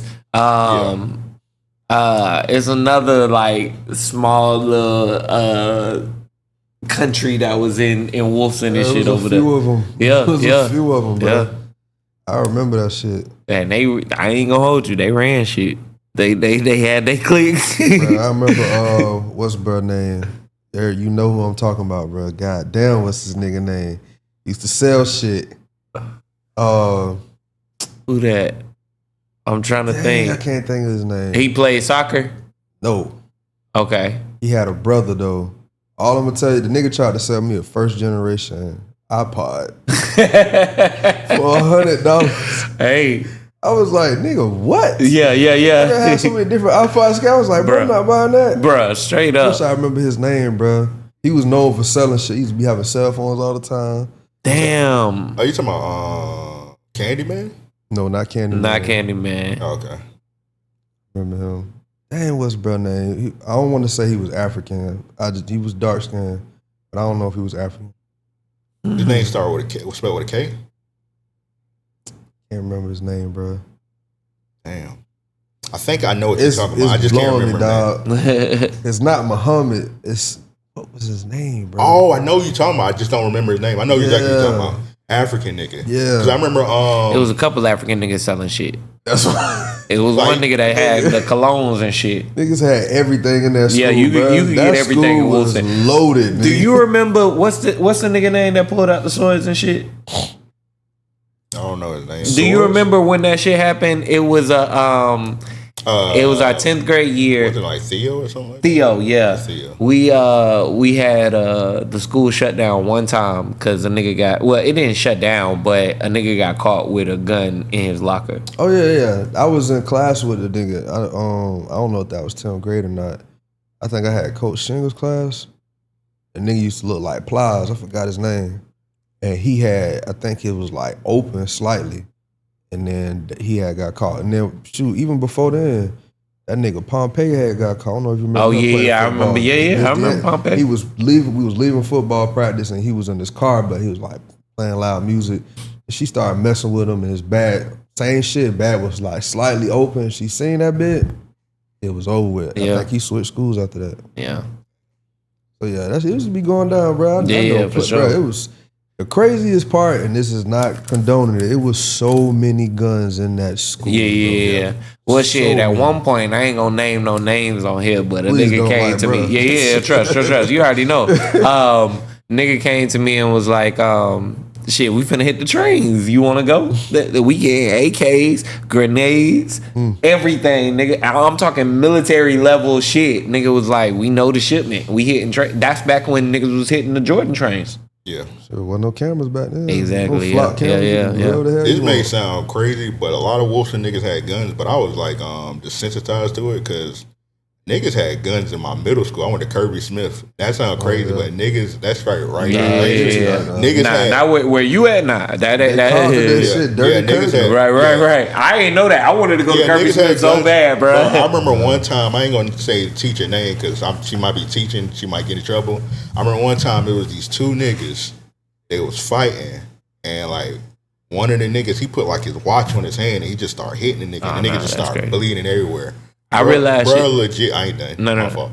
Bro legit pulled a fire out his bag, 8th grade, slapped that nigga with a pistol. The teacher seen the shit.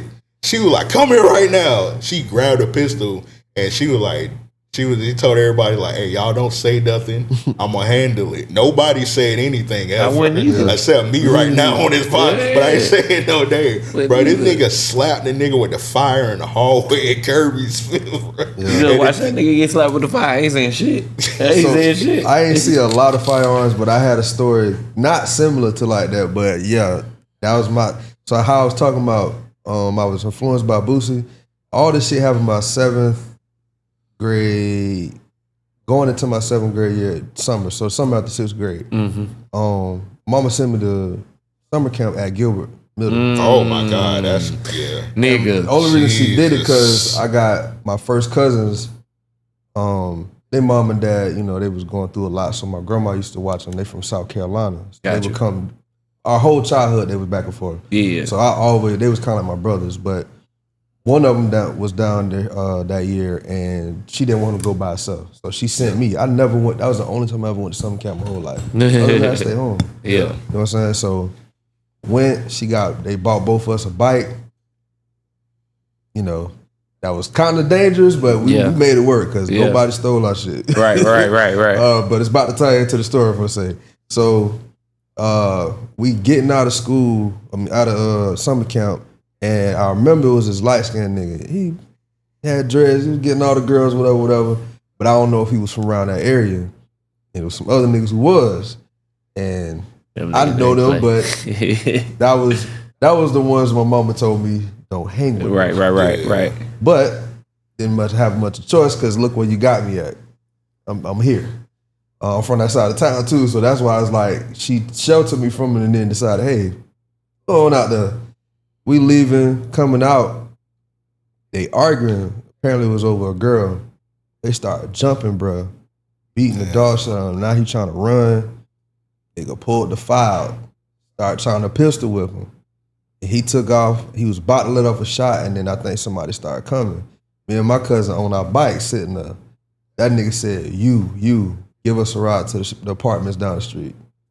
Yes, sir. Yeah. Straight up. Go ahead, hop on. Got spokes on the back too. Go ahead. Yeah. I'm looking at my cousin like, nigga, don't stop. Right. Once we get there, drop them niggas off and we out of here, nigga. You better have energy, nigga. Nigga, that same summer, that's when I heard Boosie. That was the first time I heard Boosie. Damn. Because my cousin had got a mixed CD from somebody at school and was like, hey, bro, this the new nigga Boosie, bro. We gotta listen to this. First time I heard it, fucking hated it. What? It's like, this nigga voice aggravating the shit, bro. This how y'all listen to this. Yeah. The first song I heard was Show Your Tat. That next day, I said, hey, bro, you could play that Show Your Tat song? Bruh. Look at me, bro. Bruh, yeah.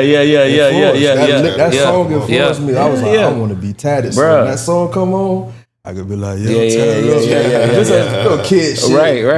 That's what shit. motivated me just to be like, I want some tattoos. Nah, trust, I feel it. My brother introduced me to probably like in my childhood, damn near everything. That nigga probably was the worst influence, not even knowing, you know what I'm saying? Yeah. But the first time I heard it, he played Ghetto Stories. And he was like, hey, man, because he knew I rap. He was like, hey, man, these niggas hard. You got to listen to this shit. Right. And, man, when I went through, he was like, these my ghetto stories. I started thinking back. I said, oh, this nigga knows something. Right. That nigga. Straight up. But the piggyback what Mark was talking about, Gil, if you tell our listeners that's not from Jacksonville, Gilbert, that was a treacherous school. Oh, yeah. We used to, because Kirby, we used to have to pick up Gilbert too, because I think Gilbert was like one of the only other middle schools that got out at like 2, like Kirk. Right. Everybody else middle school got out like 3 and 4, right? Yeah, 4, I got out at 4.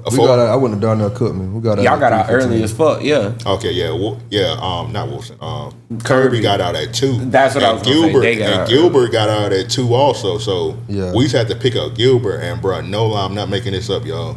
When them kids used to get off the bus, they used to like pat them down. I ain't never seen no shit like that in my life. It's low key, like kind of racist thinking back, but they used to like pat them down, and then when they was to get on the bus, it used to be like they used to have like a teacher like watching them, like watching over them the whole time. Be like, yeah, you gonna get on that bus? That shit was like on prison shit. It was insane. I can't remember what middle school it was at, but when I went to Wilson, I had to take a connector bus.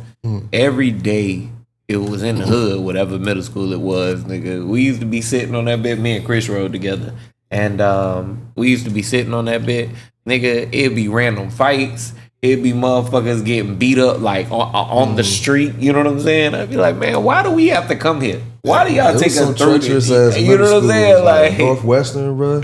Yeah. Bro.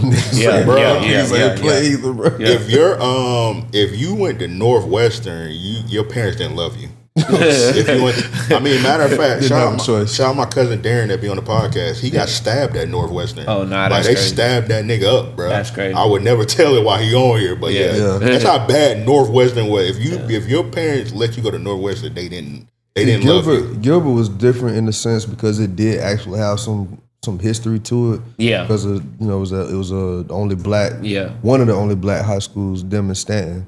At the time, so like my grandma and my granddad, that's the school they went to because you couldn't go to no other school. Right. Then they made it a middle school because everybody think Jackson is a black high school. Right, and it wasn't. Yeah. Reebok wasn't. I think it was.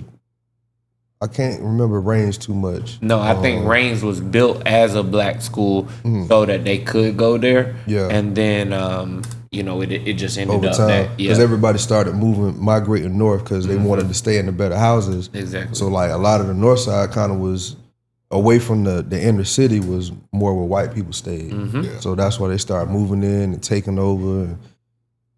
And that's what you get. But over time, those kids still in that area, which is kind of crazy to me that they didn't try to take over that. Because like a lot of those schools, like I want to say Wilson is like a Gilbert, but you see how it's not the same no more. And that's what I was trying to say, how they would try to change it up, revamp it so that nobody in that area can go to that school. Yeah. I know it's a name, but it's like rezone or some shit. I don't know what that shit called. Yeah, it's right. You're right. You got it. But yeah, man. It's crazy. Like all the quote unquote bad schools, like they like completely 180. Like Reigns is like night and day compared to what it was. Yeah. Even Gilbert is like night and day. Like it's not the same as what it was. I mean, they closed a lot of Wilson. Not the same. Yep, they closed a lot of the problematic schools. I think they did a good job in that regard. The issue that I see today is what America's facing everywhere is just that kids are not learning to their level today. You know what I mean? Yeah. And I don't know when that stopped, how that stopped. You know what I'm saying? Reading. Yeah. There's no more. Reading is the biggest issue. Reading and comprehension. Critical thinking. Oh my God! I didn't even want to get into that because we got adults that don't exercise critical thinking. That comes from reading because when you have everything tapped and quick and it's right, you don't have no way to figure nothing out. You're right. When you read, you have to use your imagination. You can see a word you don't know. Now you got to go look that shit up. That's right. You eventually start to figure shit out. Use context clues. And like you said with adults, that shit pisses me off. And that's why I don't care for help because when I ask for help, I usually ask for something specific. And some people are long-winded. They be like, hey, I know you asked me, should you use black or white?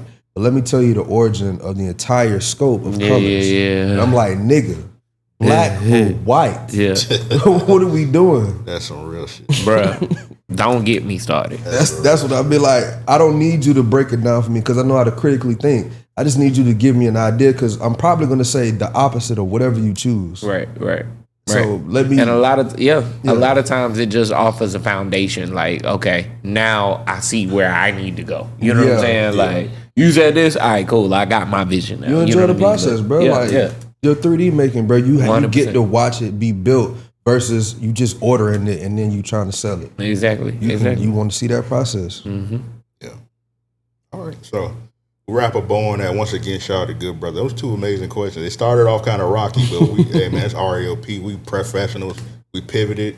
Get down, yeah. Wrapped a bow on that thing. So once again, to send in voicemails, hit us up 424-260-RAOP. That's 424-260-RAOP.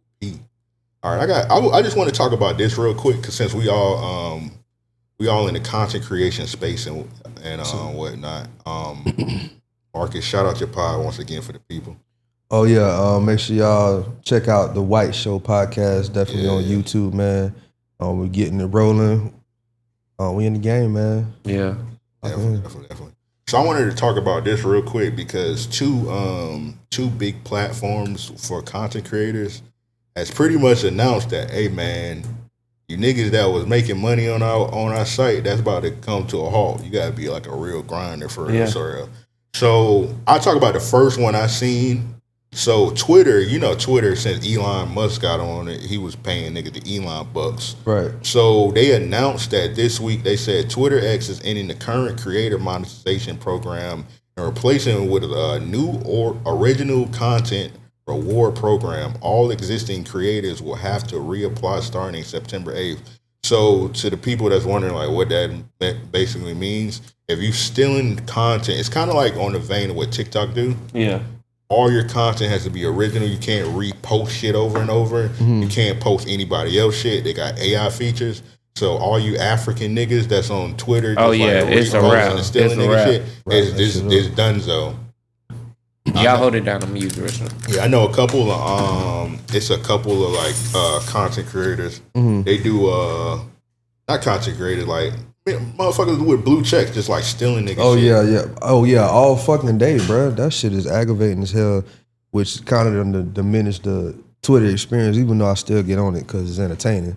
Yeah. But yeah, I'm glad they're doing that. Hopefully it actually works. Yeah. And it's kind of fucked up saying you glad is you wish it, you glad that's happening, because I kind of glad too. It's kind of fucking up the whole experience of Twitter, because it's like niggas, everybody just like horny for $1. Like they just doing like, I done had, you probably done had it before, like niggas like flat out just like steal your tweet. Like, bro, niggas just steal my design. Yeah. Like steal multiple designs of mine, then combine them into one, and then be like, you didn't have this, and it's like, yeah, I didn't, but you got all three of my ideas. There's a difference between getting inspiration or literally just taking some shit and slapping your name on it. Yeah. Like, we all get inspiration from everybody, especially we talking about music. Everything is sampled. We talking about rapping. So nobody's coming up with nothing original if you still sampling, you getting inspiration from it. Yeah. You got to make it yours though. So with just copying tweets and stealing people ideas, like I done seen people steal like podcast topics. Yeah. Not in the sense of it's just a great question to ask. I mean, like they've made their podcast into like the subject matter of what the other podcast is in totality. I've heard a great question from a podcast and be like, oh yeah, I'm gonna ask that. I like that. Yeah. Versus, oh, they only talk about this stuff, so I'm gonna start only talking about this. Yeah. And now you just literally just stealing their whole flow. It just, I'm big on originality, but it doesn't have to be so. I don't know how to say it because I was thinking about this the other day. Originality is big, but it doesn't have to be so like pay homage. Yeah. I love originality, but I hate when somebody does something that they were inspired by. Yeah, all you see in the comments is the original creator, like, oh yeah, that's just what's the name of it. And it's like, duh, nigga, like he was inspired by it. Do you not like this art? Or y'all just see, don't forget who started it. Nobody forgot. Yeah, exactly. Yeah. He just showing a different version of it, and this shit is dope. Yeah. I mean, some people they confuse like paying homage and like showing people love is like dick riding also. So that's the crazy part. They confuse the two. So sometimes niggas don't even want to be like, hey man, I got this from here. But sometimes, like you say, like you pretty much saying, like some shit just should go without saying. Like obviously I got it from this, so I don't even have to bring it up. Let me ask you a question real quick before we move on this. Like, so when somebody do take your designs, how you go about it? Like, on some cocky shit, I can make a lot of shit. Yeah. So you can steal it all you want, but you can't make it at the pace that I can make it. Okay. So hopefully whatever you stole, it lasts a long time, because by the time you feel like you on to the next, I done made 10 other, and they all selling. So it's just like, you do that, but you have to keep up. I saw it this weekend when I went to FAMU Be Out There. Yeah. I started the Rattler with the gold teeth. Mm-hmm. Now they got the Rattler with the diamonds, and they got different colors, but it don't even look. You feel me? Like it just, I be like, but I don't take it that way. And I didn't even have an issue with it. I had multiple people like, bro, you see? And I was like, I didn't, but I see it now. It's just like, it's part of the game, bro. Yeah. Like that's when you know when shit transcending. When a nigga just start doing that, go ahead, bro. Eventually, what I said I didn't care for, they gonna start, hey, this is the nigga who started it. Yeah. Because people if you gonna do something like that, again, do something different that I haven't seen. 100%. I'm not saying you can't put gold teeth on a Rattler. I don't know what idea, but innovate, be innovative. Like, don't just be cheap with it. And a lot of people do that shit, and I learned those lessons too when I first started, because I didn't know how to graphic design. Right. I would just see shit and be like, oh, I want to make that. And it for me, I was challenging myself, but to the public, it can look like I'm just copying. Right. I'm over here like, oh, I think I could do that. Yeah. Y'all like this? I did it. I did what they did. Yeah. They're like, it's cool. That's how I feel like sometimes when I do other brands like logos for the rugs and shit like that. Mm-hmm. It's like, damn, this is dope. Yeah. Because it is cool to create but this is someone else's shit. You know what I'm saying? Like there is a difference. So I respect that wholeheartedly. Yeah, I had that another run in. I didn't get cooked, but it became a moment. It was that Whitney Houston shirt with the gold teeth. I didn't know at the time that somebody had made that because at the time on Twitter, memes was running rampant. Yeah. So it was just so much shit just flowing through it. I'm like, keep fucking seeing this meme and nobody ain't got the shit on the shirt. This shit hard as fuck. Yeah. So I from the research I thought I did, I didn't see there was no clear indicator for me that this is somebody's shit. So I did make some shirts. And then I remember somebody tagged me, was like, they tagged somebody else and me, and it was the dude who did make it. And he was like, hey man, this my homeboy shit. And I'm like, oh shit, I didn't know. I immediately took it down. Yeah. Because I was like, that's not my intent. Again, it was just me learning, like, oh, that's a no, you can't do that. But man, we can be just don't know too unforgiving to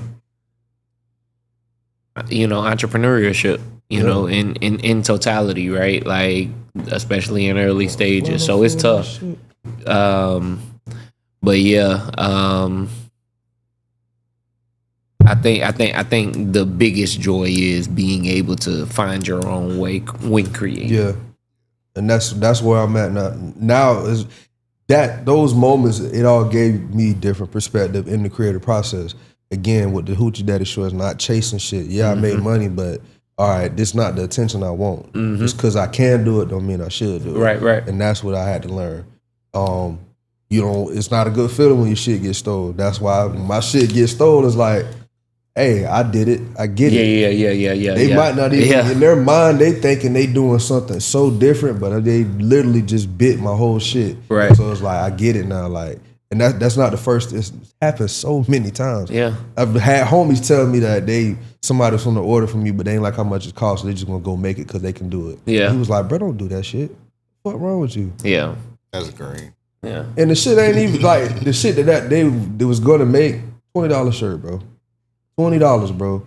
I've seen niggas spend $20 on worse shit. Yeah. Bad pussy. But you don't want to get a decent t-shirt. I seen niggas spend $20 on a chicken sandwich and they hated that shit.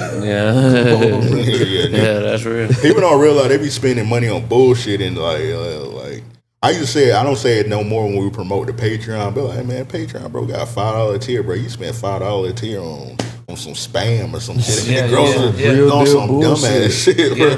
For real. You might have dropped $10 out your pocket and ain't give a fuck. Oh, the niggas I get the most is the niggas who gamble. I said, boy, you can't tell me shit. You bet 150, 20. You got it. Yeah. Don't tell me. That's some real shit. But I always try to see both sides.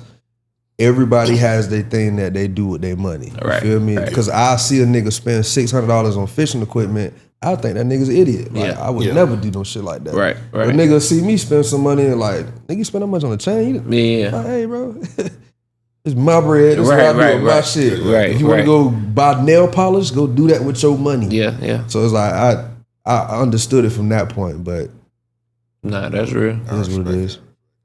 But on the Twitter shit, rapper Bo and this shit. What you about to say something, Joe? Yeah, I'm gonna just say real quick. I think that this is like the start of them trying to refine things like streaming. Right now, you start to put it into a position to where people can't just post different clips of streamers. You know what I'm saying? Streamers have to find ways to be engaging themselves. Now I think like what you're saying. Now clippers, they can. I think clip farming they'll be all right because they'll be good. This is technically original clip farming is technically original. Right. Not the shit on him. I follow him. Shout out to Big Biz. A nigga like Big Biz might be in trouble. He gonna be done. He do get his clips from other people. So I don't think none of his clips are original. I think he's getting them from other people, and he clearly taking payola also. All right, but that's the other side of when they're making these changes because it's also like as they saying they making everybody kind of start over. It's like, hey, we rewrote the book because some people are making too much money. I don't want y'all niggas to keep doing that. And that's like in this economy, shit like this is scary. Yeah. Because I don't make no money on Twitter, so this necessarily doesn't affect me. Neither one of these for real.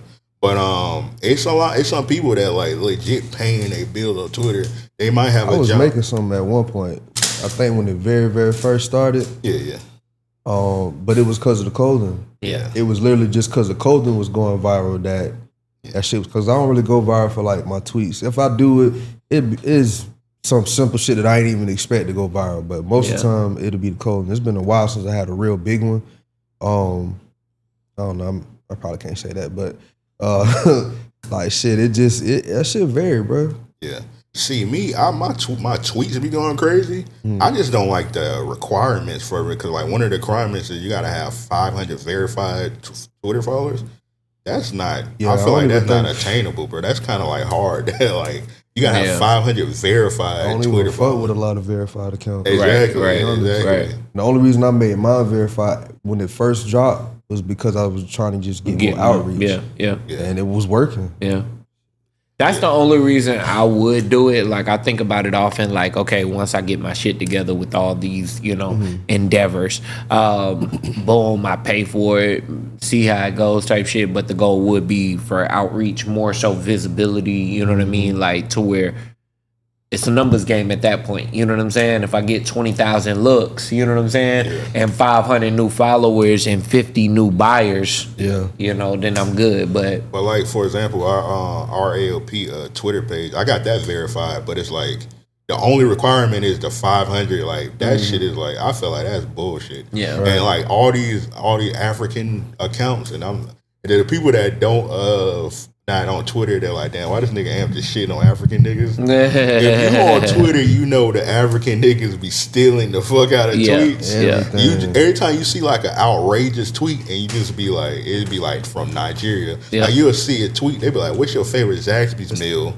It's the Discord for the day, the bullshit everybody talking about. Yeah, they be like, what's your favorite Zaxby's meal? And you look at the location, it be Nigeria. And I'm like, bro, ain't no Zaxby's in no fucking Nigeria. Niggas like, damn, why y'all always talk about relationship shit? It's like these niggas just keep, that's what y'all looking at, the Nigeria accounts and the bots. Yeah. And then now that I think about it, I think these African niggas might have like a Discord or something like that. And they just follow each other, because that's the only way that like all these niggas. They be interconnected like a motherfucker. Because if you not an African nigga, for me that I've seen you get paid, you gotta have like an obnoxious amount of followers. Like you gotta have like 70K or something like that. But the African niggas, they making like, they got like 2K and they making a little check because they just follow. They got like 500 other African niggas with verified accounts. I think it's the bot counts that's starting to fuck with me, because before I used to just think it was the niggas who was just hiding behind the profile, but I'm like, these don't look like regular conversations, bro. Exactly. Shit just be throwing me off, and then sometimes they'll say some shit, it's like, damn, that shit was raw. Look, too raw. I'm gonna tell you what's fucking me up today. All this AI shit of AI videos of controversial shit that's sparking so much. Like, people can't seem to realize it's AI. You know what I'm saying? There's a lot of people who like to fake, like they don't know. Man, come on, bro. I done got bro. Like, oh shit, what? Yeah, I got a couple times. Niggas, I done got, but it's like as soon as you see it once, you got to be able to pick up on the cognitive thinking. You know what I'm saying? You got to be able to pick up on clues and things like that, to where it's like, okay, now I'm able to disseminate between. We're not getting caught on the Will Smith spaghetti video. Exactly. We're not getting dumbed out like that. Right. It's something that somebody got something more advanced. Right. Damn, bro, they getting better with this shit. I don't know if y'all seen it, but it's that one video that's been going viral. It's the girl, she like doing a karate kick and she kicking a board.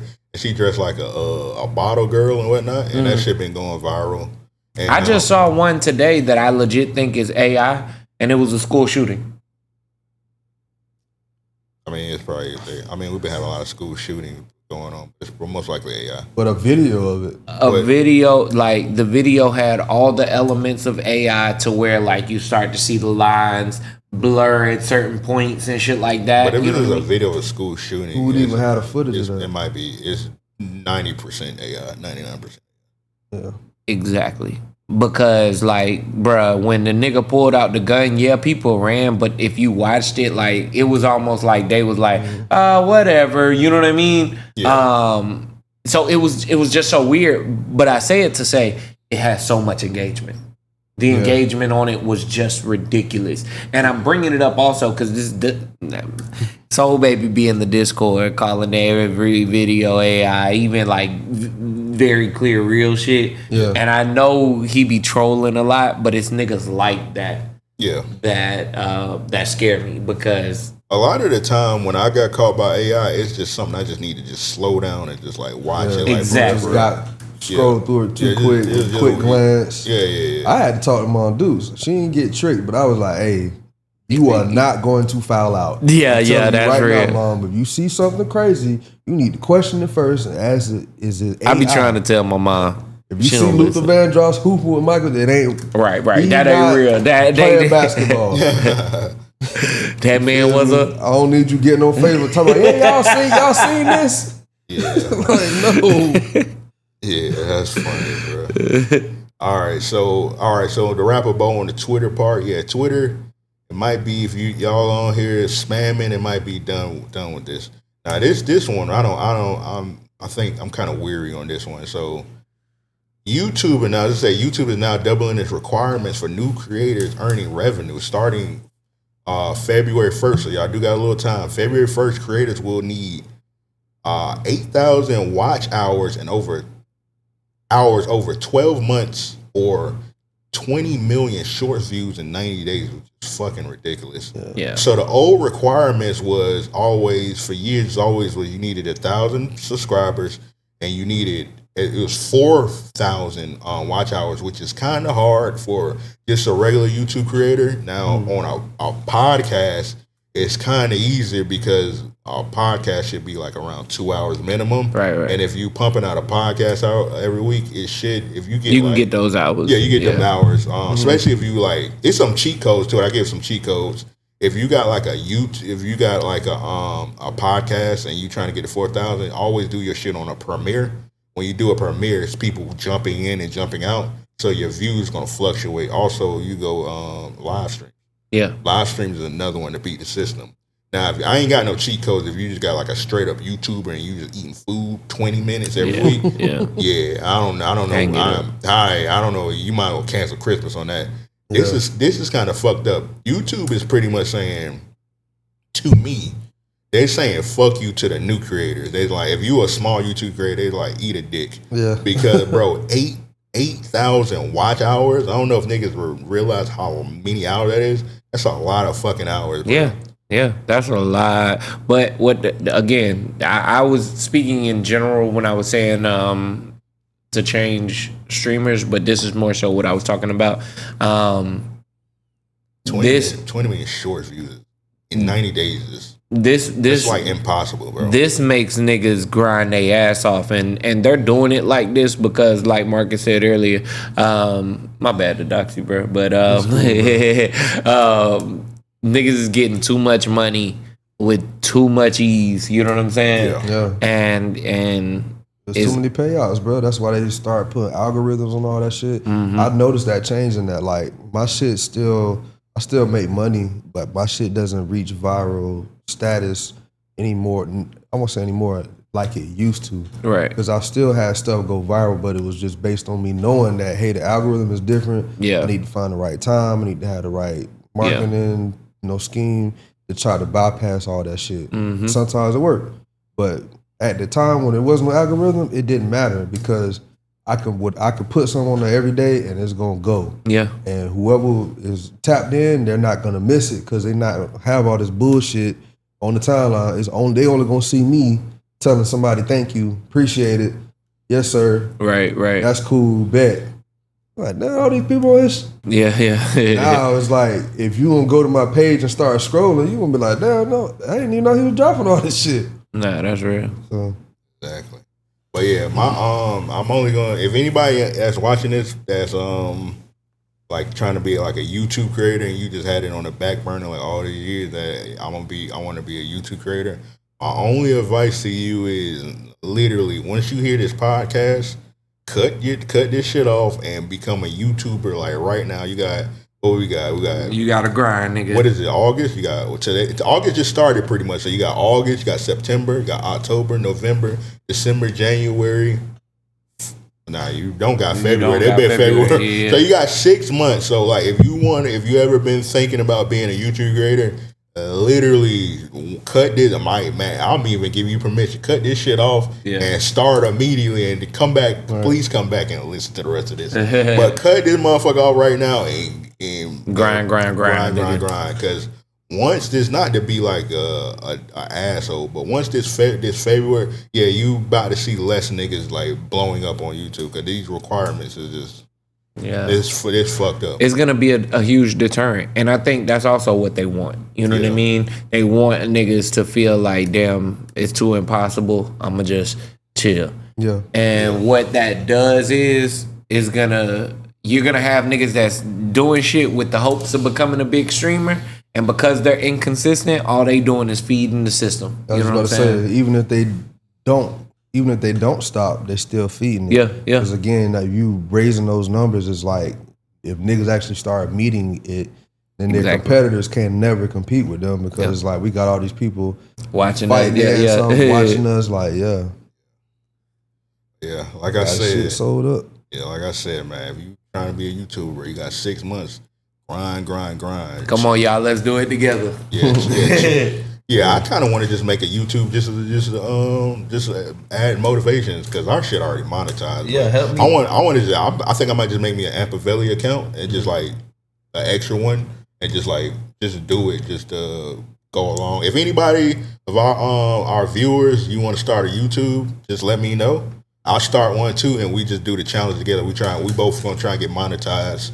I'm only gonna do it if anybody want to do it as a challenge. If I'm not, like I said, I'm doing it. So we doing it. Yeah, we all in. All right. Yeah. All right. So me and Joe gonna make our YouTubes, and then I gotta figure out what the fuck. I think I know what I want to talk about. But Wi-Fi Studios. Yeah. We want to do that. We both gonna try and get monetized before February 1st on personal accounts. But yeah, if y'all trying to get a YouTube, do that motherfucker right now. All right, we about to do Real Niggas in the Weekend. They need to ask, but real quick, I want to get y'all thoughts. The opening day schedule dropped for the NBA, and they dropped their Christmas schedule also. Let's go. Real quick, what's y'all thoughts of the opening day game? Cha-ching.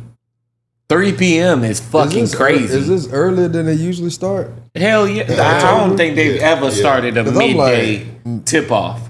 I mean, they was like begging LeBron, like, hey nigga, pick your team so we can do the schedule. Yeah. Right. Bro, I don't think they've ever done a 3 p.m. tip off on a Tuesday, bro. Dog. In October 20th. On a Tuesday, no. October. I was like about October. Even last year was one of the first times I had seen them playing like earlier games. Them niggas, I think the Hornets played at like 11 one day.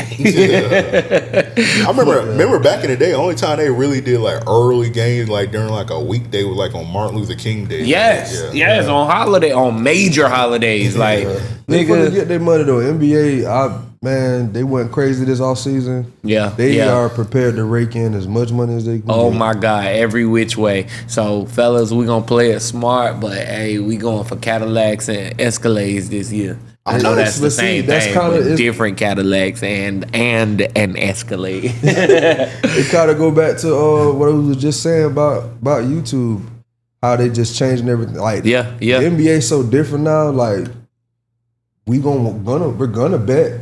But on who? Yeah. They switching this shit off because we had too much shit sold up, bro. I can't wait. Like, nah, we can't do that. Let's switch this shit up. Too many niggas was hitting on their parlays. We finna cut this shit up. Now you don't know how these niggas gonna gel. It look good over here. Right. I feel like I'm that so Raven right now. Yeah. I can see the future. All right, so we all know I'm a Sixers fan. They play the Knicks. This gonna be the ring ceremony. I'm not really expecting us to like even win this game for real though. It's like it's like a complete new team. It's gonna take a minute to mesh together. So I think they're gonna lose. I don't know. I don't know that they lose against the Knicks. I'm gonna be honest. Only because they got a team that can match up. Like, yeah, they gotta mesh and shit. But at the end of the day, like them niggas know how to play together. Yeah. That's Team USA. You know what I'm saying? They literally do this every summer. Yeah. So at the end, and then not just that, we forget that them niggas do play like, not to say summer league, but a lot of open gyms and shit with other star players, to where it's a lot different with a coach. I get shit like that, but they know how to find a role within the team in the moment. You know what I'm saying? We just don't anticipate teams that make major changes like that to win championships in their first year. Yeah. I think that this team, however, is going to be one. When LeBron said that trust the process shit, bro, that to me was didn't they win the first year? Or they had Nah, they won the second year. Second year. Okay. No.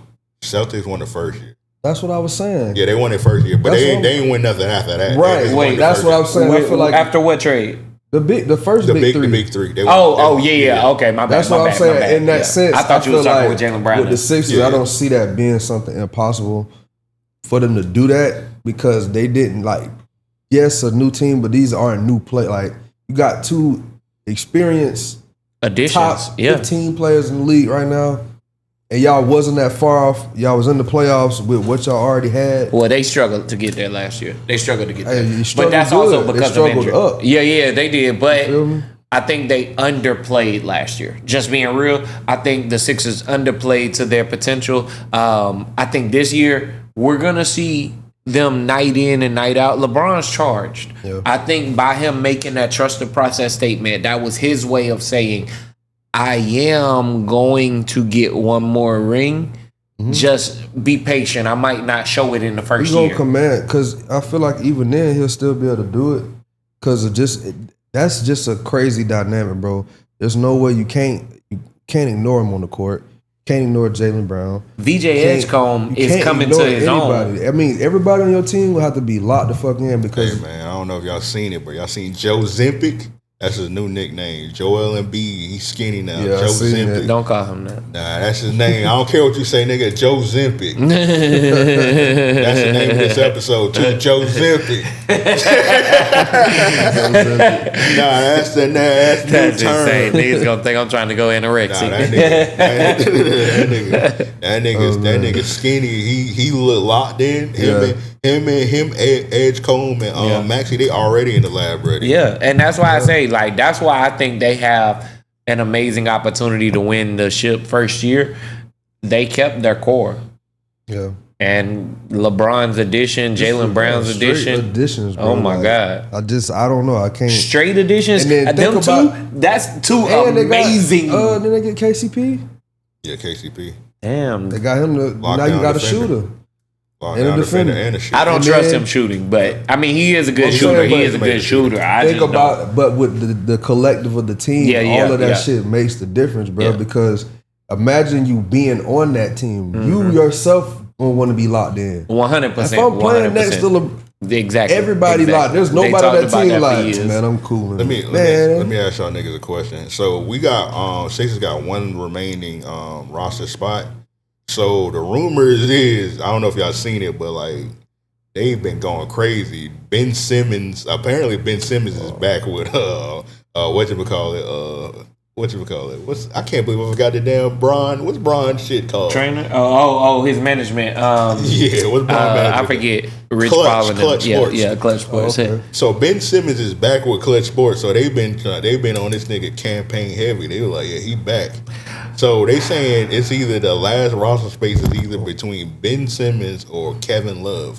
Cause Kevin Love and LeBron, they like best friends and whatnot. So if y'all had one to fill up that last space, what would y'all go? Y'all go Ben Simmons or you going Kevin Love? If I'm looking for the story, I go Ben Simmons. I make him a utilized like with that roster, Ben Simmons can't lose. Yeah. Rich Paul saying he's saying Ben Simmons can play center. I don't know about that, but that's what Rich Paul saying. Rich Paul say a lot of things. A lot of people have. I mean, it was always argued that he should have played more in the post. Yeah, he should have played power forward. Yeah, I think that they always said he could go center. I'm sorry, he street clothes 2.0. Like there's nothing that you prove to me. Nothing. You haven't proved anything, bro. Like, I can't go off of anything. It's just, the team, I say, it will motivate anybody else on the team, but somebody who's actually showed something. I ain't seen, there was no flash to where I was like, yeah, I can see him. No. I'm gonna tell you why. Great facilitator, great rebounder. You know what I'm saying? He fills two voids there. I'm not saying they need Ben Simmons for that because they got Quentin Grimes. You gotta think about it. Ben Simmons, if he start, he's gonna be like deep on the bench, so he's gonna be like third, second rotation. Right. So he probably not even gonna play with Bron and them for real. No. That's fine though. That's fine though. You think you still gonna have the same go get it mindset, and you not getting that PT? Like I do, and the reason why is Ben Simmons seems like he's motivated by his own like personal reasons, and I say that because he had everything. You know what I'm saying? Right. And underperformed. I don't think it was. I think that nigga legit was going through some shit, honestly. I think something was up with him. And because he played terribly at times. You know what I'm saying? Like, and for a lot of the time. I say it all to say he just needs one specific, like, facilitate as a big man.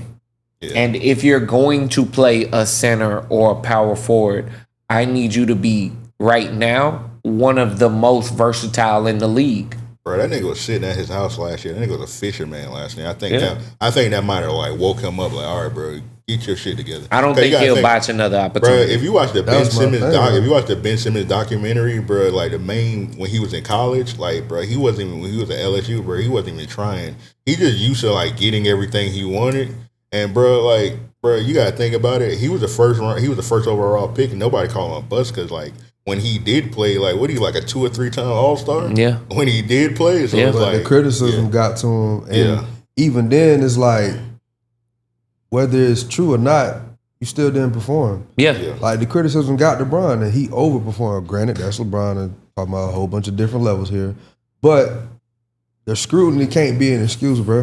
Hey, what's the difference between LeBron and Ben Simmons? Ben Simmons light skinned. Hey, them light skinned niggas before they're pressure. Sometimes it be the difference because like look at Westbrook, you get a little hot head ass nigga. Yeah. Not little, my bad. That nigga will beat you. Nigga say what? I'm flying to Jacks. Man, that nigga, they talking about some Westbrook about to play for Tel Aviv. I'm like, what the fuck?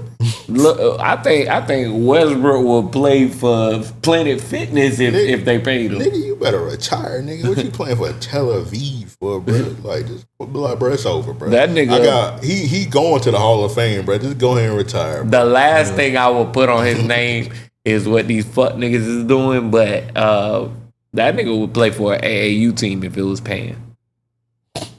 Yeah, bro, man. Russell Westbrook love basketball, bro. Yeah, he do, man. Real quick, what y'all think about this Christmas game? I'm just gonna say this. I think the Timberwolves getting a Christmas game is nasty, but whatever.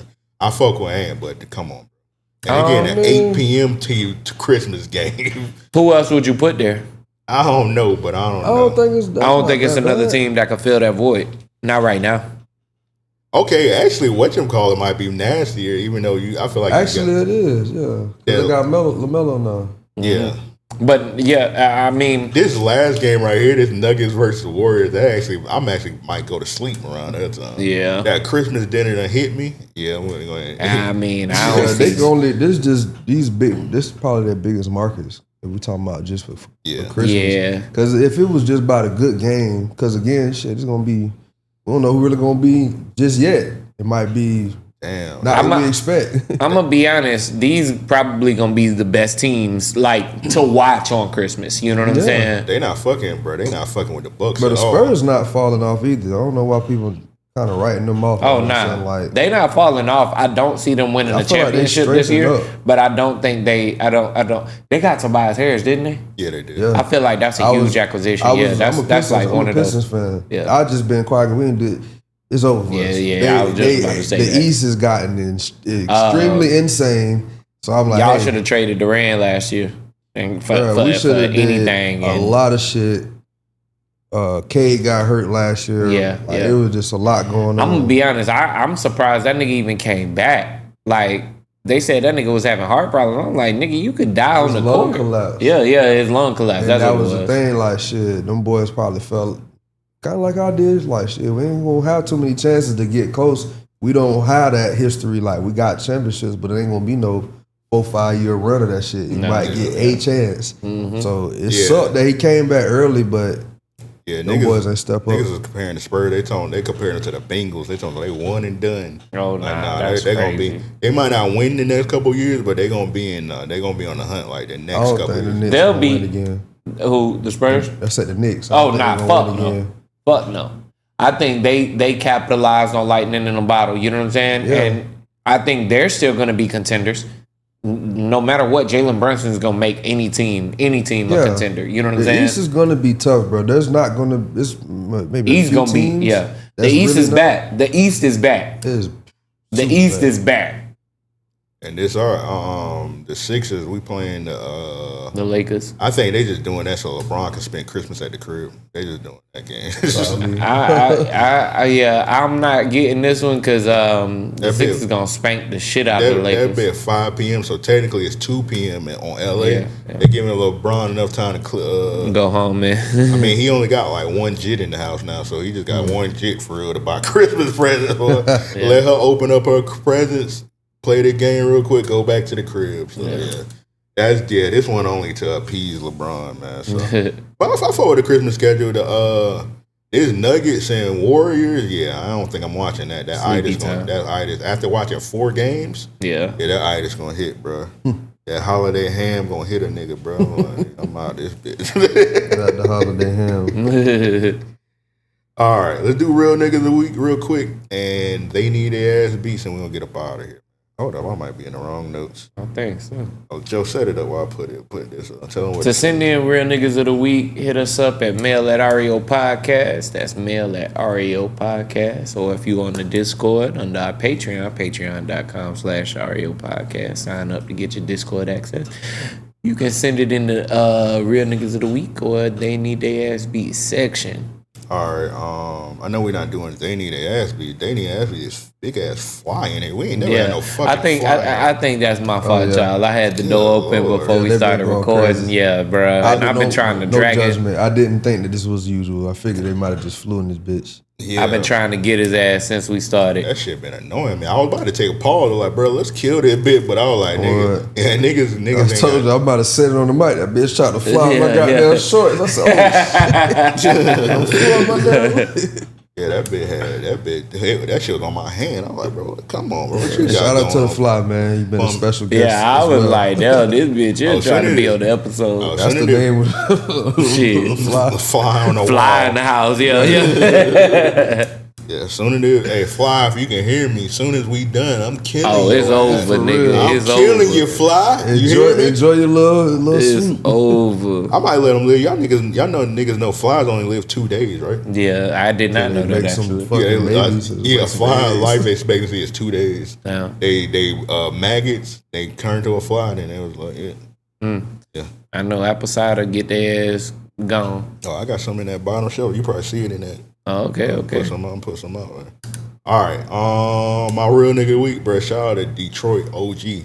I don't know what they had going on. They had got OG strippers or Yakubian stripper. A pregnant Yakubian. She was pregnant? Nigga. I ain't noticed all that. He was pretty much like he was. Oh no, it's not her. It's not. Yeah. Not her. Yeah, not her. But she just standing like that, trying to show off that ass. You know, it's crazy. All the women in the house was thicker than the stripper. Yeah, I play. Yeah, but he said, "Yeah, get this white ass stripper out of my house."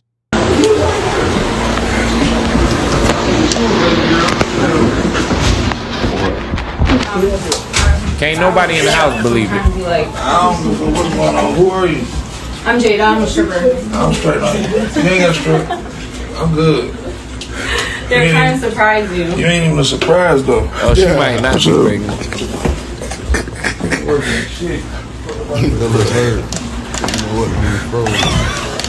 That nigga said you ain't surprising shit.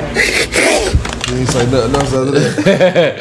She had a little comeback at first. It's like, all right. Yeah, in the background, he was like, "Hey, get that woman out my house, bro." Hell nah. Well, hopefully they paid the lady so she ain't come out there right for nothing. But they should have known Unc ain't want no damn white ass stripper at his house. No thin ass white ass. She ain't have no titties. Bro, like a narc.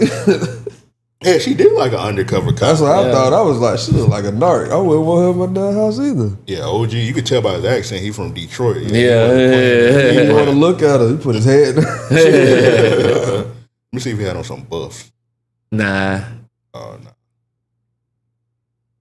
Anyway, yeah, he was like, yeah, get this officer out my house. Shout out to this nigga having standards. Yeah, salute. Boy, that's an ironing board. Yeah, literally all the women in the house was thicker than her, bro.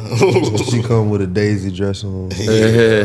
Yeah, she looks like an undercover cop. Not she looks crazy. She was at the whole ring set up. They're here. Speaking of Detroit, shout out to Eminem, real Yakubian of the week. Yes, sir. Corrupt says Eminem paid his rehab after alcohol-induced comas. Salute to Eminem getting I ain't know Corrupt was on the drugs like that, but salute to alcohol. My fault. I could be one of them. Still right? Yeah. Oh, hey man, Derek told us alcohol is a drug. Right. Hey, you might as well be, bro. That shit be fucking niggas up. But yeah, shout out to Eminem, man. All right, it's on you, Joe. My real nigga of the week, like I said earlier, before we started recording, Larry Fitzgerald just got inducted into the Hall of Fame. Yeah, so huge shout out to him. Gentlemen, this nigga hands was made out of glue. In the Pro Football Hall of Fame. I was so mad when they had lost that Super Bowl. Yeah, I was so mad, bro. Bruh, I damn near cried for that nigga. I'm like, bruh, this is your only chance. Yeah. Right. Exactly. He's one of them niggas that don't like play for your team, don't have no affiliation, like no relatability, that you just want to see win. You know what I mean? Yeah. And salute to him staying down. He had many chances to leave Arizona. He like, that's why I think everybody's like his good. Yeah. Stayed, you know what I'm saying? Because he had a couple times, they were like, yeah, we want him on the Patriots. Yeah, they probably would have paid, bro. Look who he played, the quarterbacks he played with. If he had the other quarterbacks these other niggas had. Bruh. Yeah. So salute Larry. They be saying that about T.O. It's like this nigga had top tier quarterbacks and couldn't get it done. I also had Lloyd. You ain't pulled a clip, but Lloyd visited someone's grandmother. Or her mom, and I believe her mom, was some kind of disabled, like she had a, issue of some sort, but or maybe just super old, but made mama day. You know what I'm saying? So shout out to Lloyd. I thought that was some real shit. Like he pulled up on a cookout or some shit and like was kicking it with him. That's dope. Glad you did that. Man, shut the fuck up. All right, White, it's on you. What you got, real nigga of the week? So the real nigga of the week, I ain't got no video, but it's just the teachers out there. I should have a video because the video that made me say that it always makes me laugh, which is not funny, but it's really funny as fuck. It's when the teacher was talking to the kids. It was like, all right, kids, how we feeling today? And little nigga with the back, shut the fuck up, bitch. Oh, yeah. I seen that. It was like, hey, you can't say that. He was like, shut the fuck. All right, get him out. Get him out of here. I was like, dog, I couldn't be a teacher, bro. No way. Man. So yeah, salute all them. And salute to the parents too, man. Y'all got y'all kids out here looking sharp, man. Yeah, straight up. Except that one parent, she was like excited. She was like, any of y'all kids got suspended yet, like mine? Man, you seen this story out there that's local? The lady sent the girl, I think it was a girl, or whatever, they kid to the school in some Bottegas, and they got stole. I mean, what did she expect? Like $1,000 shoes. What do you think is gonna happen? For kids, like, granted, people was like, y'all, celebrate. Y'all not getting on the person who actually stole it. It's like, I get that they shouldn't. I mean, we don't know who stole it, but and not just that. I don't feel empathy for stupidity. It just don't make sense. It's a child. Like, do you know the details? Did like the girl take them off or something? It's a post. I can't remember. I would have to find it. It was on Facebook. Of course. But that's how I knew it was local. Yeah. But it just threw me off because I was like, hold on, wait, you had what? Some fucking Bottegas and let her wear in the school? To school? Come on, man. Not for a dance or nothing like that. You know what I mean? Like, somewhere where there gonna be eyes on them the entire night type shit. When it's time to go to the gym. Right. Right. Oh my God. Oh my God. They gonna do everything. They power to get their lock open. Did y'all ever have this? Was it ever like any clothes like y'all parents bought y'all that like they just like wouldn't let you wear to school? Like that was like the only like the weekend thing. Like like any kind of sneakers or like a certain outfit. It was this one outfit. It was like a FUBU outfit my parents bought me. My mom would never let me wear to school. They're like, oh, when we go out on a weekend, that's when you wear it. Like, yeah, you. I mean, when I was like a little kid, some white shoes or something like that. But once I was in high school, I bought my own clothes when I was in high school. So she was like, "Nigga, do what you want." Exactly. But yeah, I had like certain fits. Like, yeah, you can't wear that to school, like or whatever. Yeah. Yep. I sent you my. They need their ass beat? Yeah. Okay. I just sent. I should have sent it earlier. Nah, it's all good. I'm gonna send it over. All right. This one from Aaron. He got Dejanay Carrington. Okay. She had filed whatchamacallit, Sophie Cunningham. I know Sophie been kind of like under fire lately because she having some controversial takes. So yeah, and then Dejanay, she hopped on Threads. She hopped on Twitter, Facebook. She hopped on fucking Threads. She said white privilege, and she sent it to the Indiana Fever. I think she got like a flagrant 2 or something like that. Yeah. I mean, I don't know. Did y'all think she deserved a flagrant 2? Even though that was a crazy foul. I do think she deserved the flagrant 2 just because of how, like, one, that foul, that's an extremely hard foul.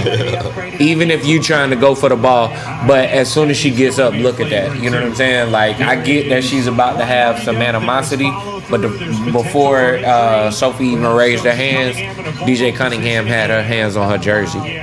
Yeah, she definitely deserved a foul. I don't think she should have got kicked out of the game. I think that was too much.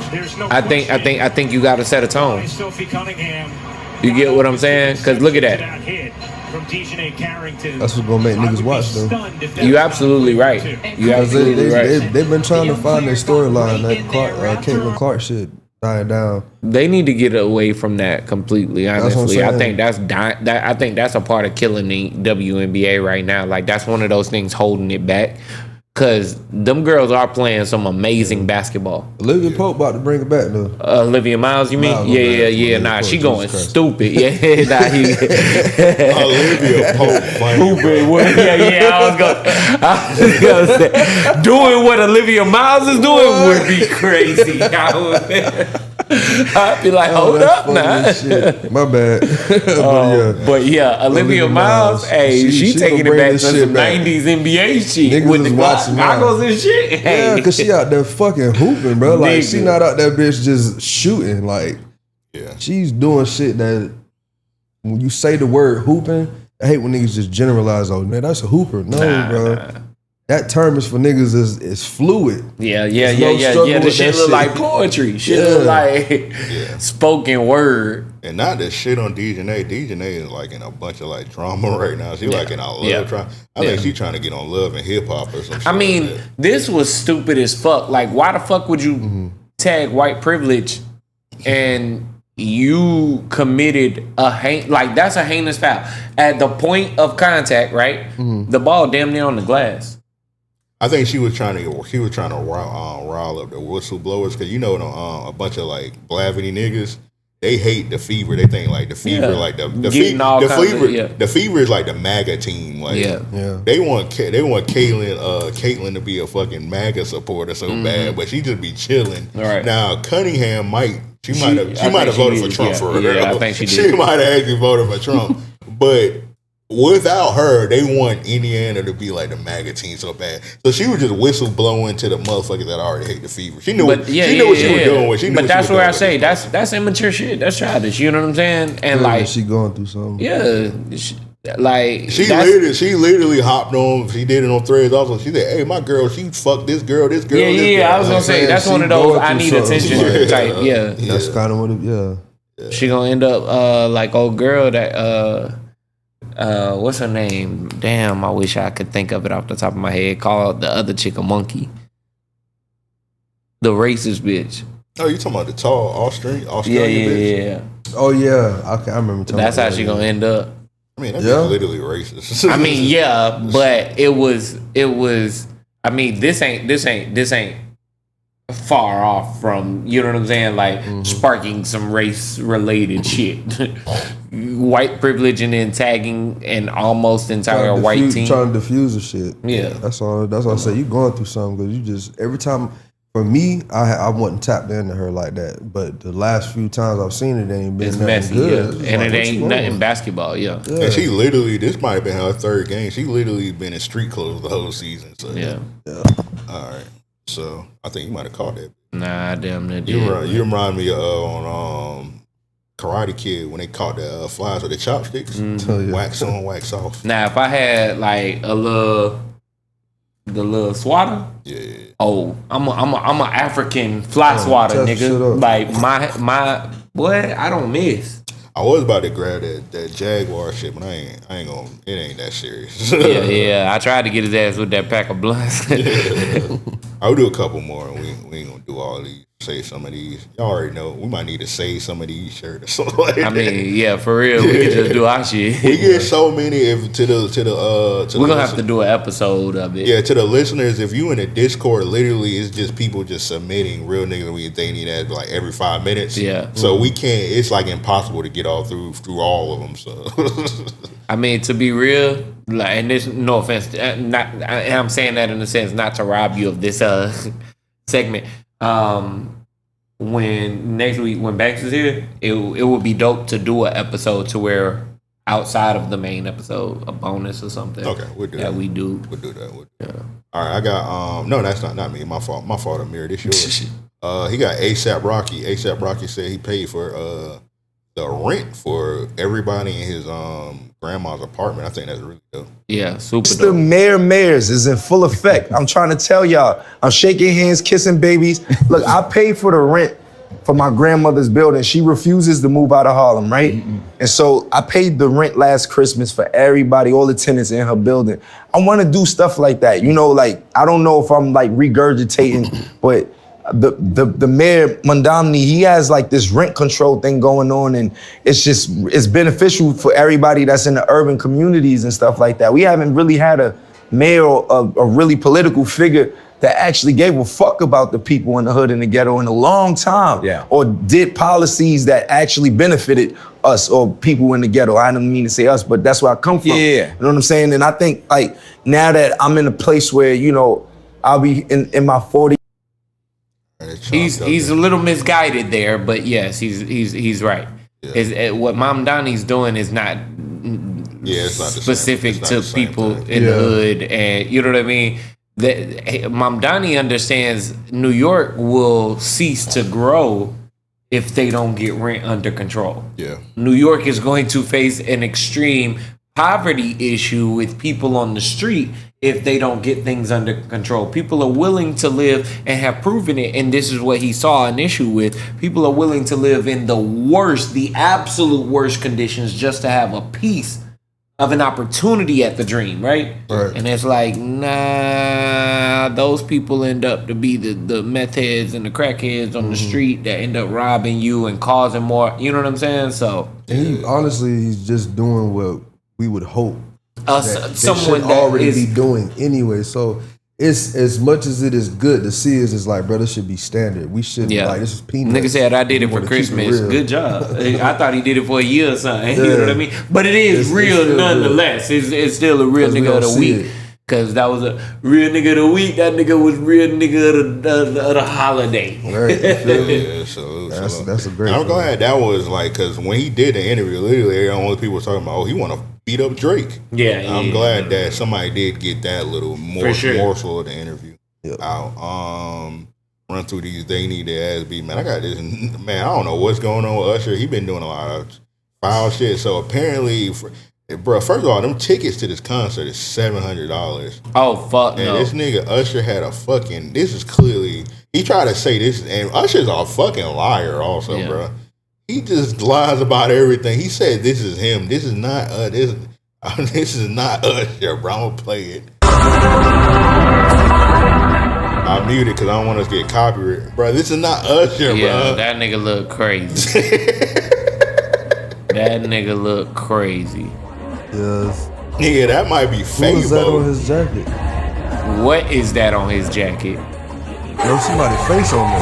That nigga look like he about to like step into a wrestling ring. Yeah, I don't know who that is, bro. It looked like a Will Smith Fresh Prince type. And the nigga not, nigga not even at the prom or something. Yeah. That nigga ain't even trying to dance. He not even trying to sing, bro. Definitely a stunt though, but that boy was in the trailer taking a break. And bruh, the wig cap that nigga got on is crazy. All right, nigga. Was that Usher? No. It's not that boy. I would be trying to meet Usher in a parking lot if I paid $700 for my girl to go see this fuck nigga, and this what came out on if stage. That is him. That's early stages of coke. And they, I'm just saying, something's off. The chemical balance is not there. And they said that he did like this fake ass Usher was like there like most of the show. Like he ain't just do like a couple songs. Oh wow! So that's these people that's like legit paid to see Usher and they seen this. Well, fake this shit. doing a lot. He That's just got crazy. off the residency before this, and now you doing a whole nother tour with Chris Brown. That nigga got to be tired of shit. Yeah, you're right. Granted, they gave that money, but you got an obligation now, nigga. Trying to You gotta do that show. Slave nigga. Yeah, you gotta do my. You shouldn't agree to that concept, bro. Especially how him and Chris, like they get active. So imagine how you gotta do that for how long? Night in, night out. For a few months. Yeah, that shit. I know niggas get tired and whatnot. You probably should have like took the night off, or I don't know, bro. Don't have a decoy Usher, right? It was the most crazy fit on, bro. Yeah. Like this fit is insane. And then how do you acquire a decoy Usher? That nigga got on an Eddie Guerrero You outfit. seen all these niggas during the pandemic that was the fake Drakes and the fake Kevin Gates. And they ain't hire him or nothing, but I'm just saying shit. Who was it that let damn, what's that nigga name? Nigga wear glasses. I had it on the tip of my tongue. Damn. He a black nigga, look like a fucking milk dud. A comedian. He a comedian. I don't know, Hannibal Buress. Hannibal Buress. They was letting him. I think it was MF Doom. Let that nigga do. He was MF Doom. Yeah. Do a set and shit. What's it called? What's it called? He used to do concerts. Kanye 88 Keys. Really? Yeah, you remember Kanye used to always wear hoodies. Mm-hmm. He used to wear the hoodie and just like. That's and crazy. he just put on a Louis Vuitton backpack and just be like. And they, after a while, niggas like, hey, I don't think that's Kanye. And that's insane. And they found out it was 88 Keys, but they weren't doing a stadium. They were doing like a club. This was when Kanye was like still doing club shows. Yeah. Like you could get away with it on a club. Yeah, on a club event, I'm not mad at you. This, yeah, you can't. I'll kill you. Can't have a fake. You can't have a fake Usher on a stadium concert. No, bro, you can't do that, bro. Don't worry, I'll be disputing this motherfucker as soon as I get out this damn stadium. Dispute. Yeah, bro. I do this one. This nigga, what's his brother name? Julian Newman. So his sister, and they saying these leaks, bro. She putting them out. Yeah, she want attention. Yeah, them. I was about to ask niggas did they see it, but I don't know niggas marital and dating status. So I ain't about to ask niggas if niggas seen the game footage. I would say this. I seen the game footage. She is not attractive. Yeah. I mean, she cool. Could get hit, but it's like it's clearly like not like it's not like you set your camera up. Yeah. While these like actual production, so she clearly leaked them motherfuckers. So I think she trying to test the OnlyFans game water. He trying to dip her toe. They looked okay to me from what I've seen, but like I mean, she not bad. Don't get me wrong. I'm not attracted to her. I should have said that. Okay. I think he just on some shit like I think she told the family that shit finna come out. Like, hey, it's finna happen, and he didn't know how to deal with it, so he did this dumb shit. Yeah, don't talk about your sister getting pounded, nigga. What's wrong with this nigga, man? They need their ass beat. Julian Newman. And to look at the brighter side of things, on a positive note, she's gonna be bigger than Kim K, man. Like, for real. You know what I'm saying? Like, y'all care, like, bro, y'all just gassing her up. You know what I'm saying? Making her more known, making her more popping. You know? So, like, it's just, It's just weird how like all these dudes be acting like, yo, first of all, y'all get no pussy, man. Yeah, what? First nigga to get CTE from playing basketball. Like, bro, you didn't have to make that video, bro. Don't talk about your sister getting that nigga got CTE from existing. Just act like it didn't happen. When Kim Kardashian sex tapes leaked, we didn't hear from, what's her brother named, Robbie? Yeah, we didn't hear from Rob Kardashian at all. His sister, he went about his business. He was like, whatever. No parts of that. He was like, that wasn't me. So, I don't know. All right, it's on you, Joe.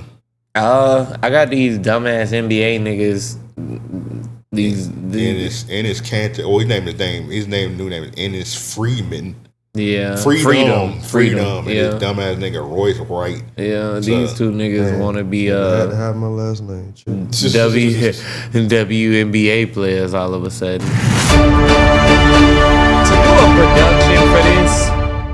To do a production for this is insane. Reviewing the current eligibility guidelines, I am officially declaring myself a WNBA prospect. If simply declaring who you are is all that's required, then I meet every single requirement necessary to compete in the WNBA. My team and I have carefully examined the WNBA's eligibility criteria and governing framework surrounding self-identification and inclusion. I ain't gotta play this, man. He's just saying a bunch of dumbass shit. Yeah. Same for this nigga Royce White. Yeah, these niggas just want attention, bro. I realized my fear of flying really wasn't. Did anybody remember Royce Wright? That's a nigga that got drafted to the NBA, and he literally gave it up because he was scared to fly on airplanes. Gave me an aversion to small spaces. I think there are plenty of people out there who have that makes perfect sense. A transgender trapped deep down inside of them. Yeah. And so they think everyone. He's saying he's scared to get in the plane because he got a transgender trapped in his body, pretty much. Yeah, nigga, to the audio listeners, nigga literally has a wig on. Them bills do. Yeah. Them bills is screaming, nigga. Whatever I can. Yeah. Get some cake. Top NBA prospect literally just gave up his career because he didn't want to get on the airplane. I think it's also worth mentioning that he's running for, if I'm not mistaken, Congress or Senate in he's done that Minnesota. He's done that a couple times. Yeah. Yeah, he's ran actually several different states. He always lose, so he just skipped from state to state. He probably gonna run in Florida soon. Oh, gotcha. He's just a dumbass nigga. Yeah, he just wanted attention. Nigga, you should have just doing like the big three or something like that. I don't know what he would do. Like, niggas thought he was gonna be good in the NBA too, for him to like not. Yeah, nigga, go back to your high school in your city and become a coach or something like that. Pretty sure if he was like a top NBA prospect, he probably could teach some kids. Yeah, niggas don't be exploring their options. They just take drastic steps. And niggas is green out here. All right, why they need ass beat? Yeah, I had he got Ocho. It's in the chat that we had earlier. For the Hermes bag shit.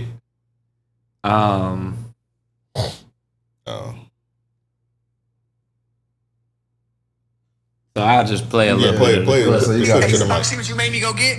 What? When I go on vacation. What you got, bro? Ooh, I got that one.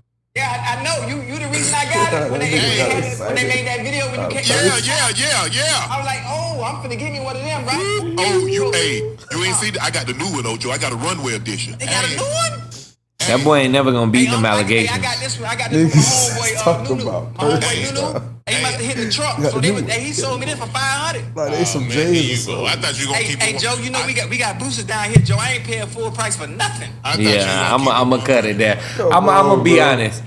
Ocho has been selling this shit for too long now. This whole I'm broke. I'm cool with being broke shit. You know what I mean? That's it's like trying to be relatable. Yeah. And normalize himself. Yeah. My thing is, and I had this conversation at my house. It's not something to brag on. It's very, very fucking stupid. But just like y'all niggas old enough to be grandfathers. And y'all over here talking, y'all excited about purses and you got the new one. Oh no, I got the new one. Like, bro, you know what my granddad's did? One of them was a murderer, the other nigga robbed banks. Yeah. Niggas arguing about purses. Right. That's not commendable, but what the fuck are y'all talking about, bro? That needs your ass beat. I came here to watch sports. Y'all, Shannon ain't never gonna beat the obligation. And you know it's funny because that nigga ISO Joe, he literally when they do these, I watch Nightcap all the time. When they do that, ISO Joe don't say nothing. He just like, what the fuck? Like, what the fuck? I mean, this is actually tame compared to the episode when Ocho pulled out that butt plug. All right, that's when I was like, I don't care to watch the show. I didn't even know that happened. Yeah, I definitely ain't seen the episode. Yeah, it was an episode where it was like maybe 2 weeks ago. Like he pulled out a butt plug and I ain't seen the episode. And that nigga ISO Joe, he didn't laugh. He was like, "Hey, he was like, Ocho, what you on, bro? What you on tonight?" Like, I thought he was gonna quit. I think it's the same thing. Yeah. Like it be reasons behind the shit. A lot of these niggas is just not fly off the cuff like that. Yeah. Really not, bro. Like shit be due.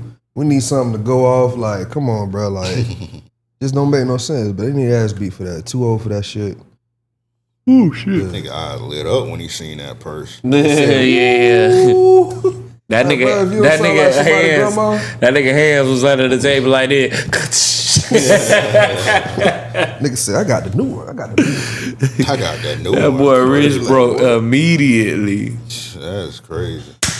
All right, we're gonna end it on this one. This one from Z-Dub, so I'm not sure if y'all seen it. But let me give you the heads up, man. This nigga gotta end the episodes on like some gay or some weird shit. So today we just go extreme. You know what I'm saying? We can end it on something. I got something else we can end it on. No. Stick to your routine. All right. So anybody that know quick synopsis on who EDP is? EDP is the big ass nigga. Eat that pussy 445. He was like the Eagles fan. He just was like doing all kind of. He was pretty. I never knew that's what it stood for. Yeah, eat that pussy. Now I didn't know this. I will admit, I used to be fucked up by EDP videos. You watch them. They were funny at one point. Bro, when he first got these allegations, niggas used to hit me with the the Lou Rat shit. Yeah, that was this your man. The sex offender. As soon as he got caught with that, niggas was like verbally hitting me like, "Hey, ain't the EDP that your boy?" I was like, "Yeah, I used to watch his videos. I don't condone anything he do, obviously that should go without saying. But it's like, nigga, I will admit I used to watch his videos heavy. Yeah, the first time I seen him, I laughed my ass off. You know what I'm saying? When he was yelling about the Phillies and shit, the Eagles rather. But I legit stopped watching his videos. He started being like a hardcore Trump supporter, and he was like heavy in the NRA, like guns and all that shit, all that honky shit. I stopped watching his videos when he started doing that shit. Gotcha. But all right, so EDP, he had got caught multiple times trying to illicit sex with underage girls. So he did it. That pretty much like ended his career. Yeah. So this dude, his name is Mike Klum. He decided to do a documentary on EDP, and I watched it. I watched it the day it came out, and legit, I'm gonna say this to anybody that's curious: do not watch that shit. It's like it's so like disgusting and it's so vile. I was gonna do something told me not to, and I'm glad I didn't. It's probably God. I was gonna do like a Patreon watch along and do it on the Patreon, but I think I would have like. Yeah, you probably would have got some hate mail. Yeah, I would have got some hate because at the end of the day, now that I think about it, I would be platforming a PDF out, even though EDP don't get no money from this. Right, it's still about him. Yeah. I'm glad I never heard of this nigga. I will say it is a polarizing dot right now because someone hit me and was like, "Yo, y'all got to talk about this on the pod. This shit was the wildest documentary I've ever seen." You know what I mean? Bro, and it is, but I've only seen clips. I was legit speechless the whole time watching that shit, and I know this nigga full story. I was like, it was like even like they were like doing reenact. I was talking about, matter of fact, I was talking to Chris about it, and he was the same way. He was like, yeah, I was like speechless on some of this stuff because it's like, bro, like this is just. It's just insane because he was like tripling down on like his thoughts of like his ideas and all that shit. Mm-hmm. And I was like the whole time I was like the dude that was directing. I couldn't have did that shit, bro. I would have been. I would have killed him like for 10 minutes in. I was like, yeah, you need to die, my nigga. Like you need to go, bro. So yeah, it was all right. So I would have asked him like, is it okay if I punch you in the face? Can I?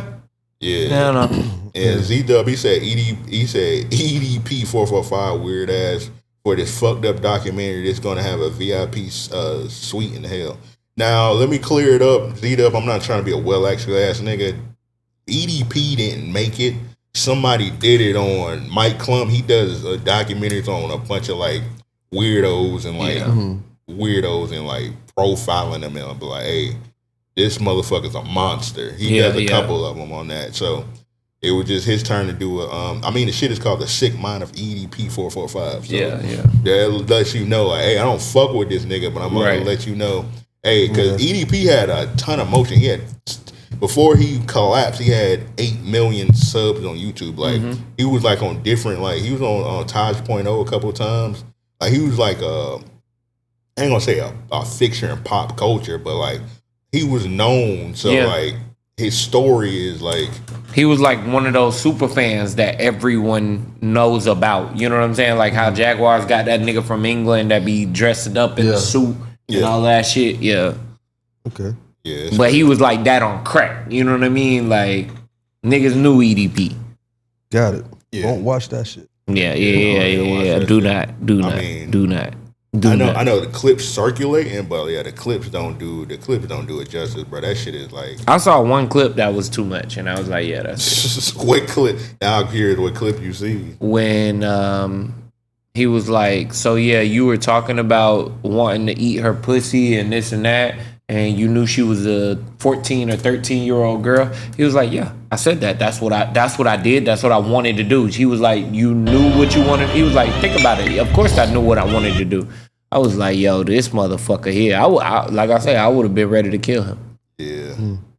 And it's like, it's like one scene. I'll say this is disgusting. We're gonna move on. Bro, I don't know why they did it, but it was like a scene where like they had him like sit on the toilet. I was like, bro, like, why the fuck? I'm like, how did this get uploaded to YouTube, bro? That shit. Let's move on to this. We got this last one. I think this one from Fade. This dude, he was at the gym and this lady, she tried to steal the nigga's shoe. I ain't gonna lie, this what this nigga get for taking his shoes off, but at the same time, people, if you're in a gym, your shit is gonna get stolen. We just told you about high school. Yeah, straight do up. not bring expensive shit to a gym. Yeah, all right.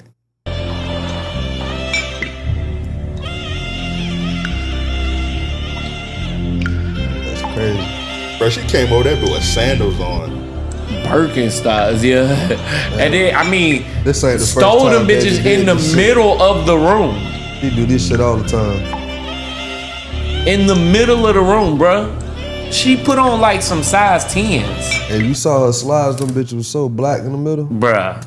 I would have been like, yo, you gotta pay me just for taking my shoes back. Oh yeah, you know her feet definitely dirty. And man. My question is, and she tied them up tight. Obviously, she was recording them. He was just sitting there just laying. I'm sorry, bro. Once she would have put her foot in my one shoe, I'm like, bitch, what you doing? I don't think he realized. He said he didn't realize it till she walked away. But the way he was recording, I think the girl might have been recording initially. Okay, you know I got you. And she just zoomed it in so that you could see actually what was going on. Cause see how he lifted his head, nigga, like, oh, hold up.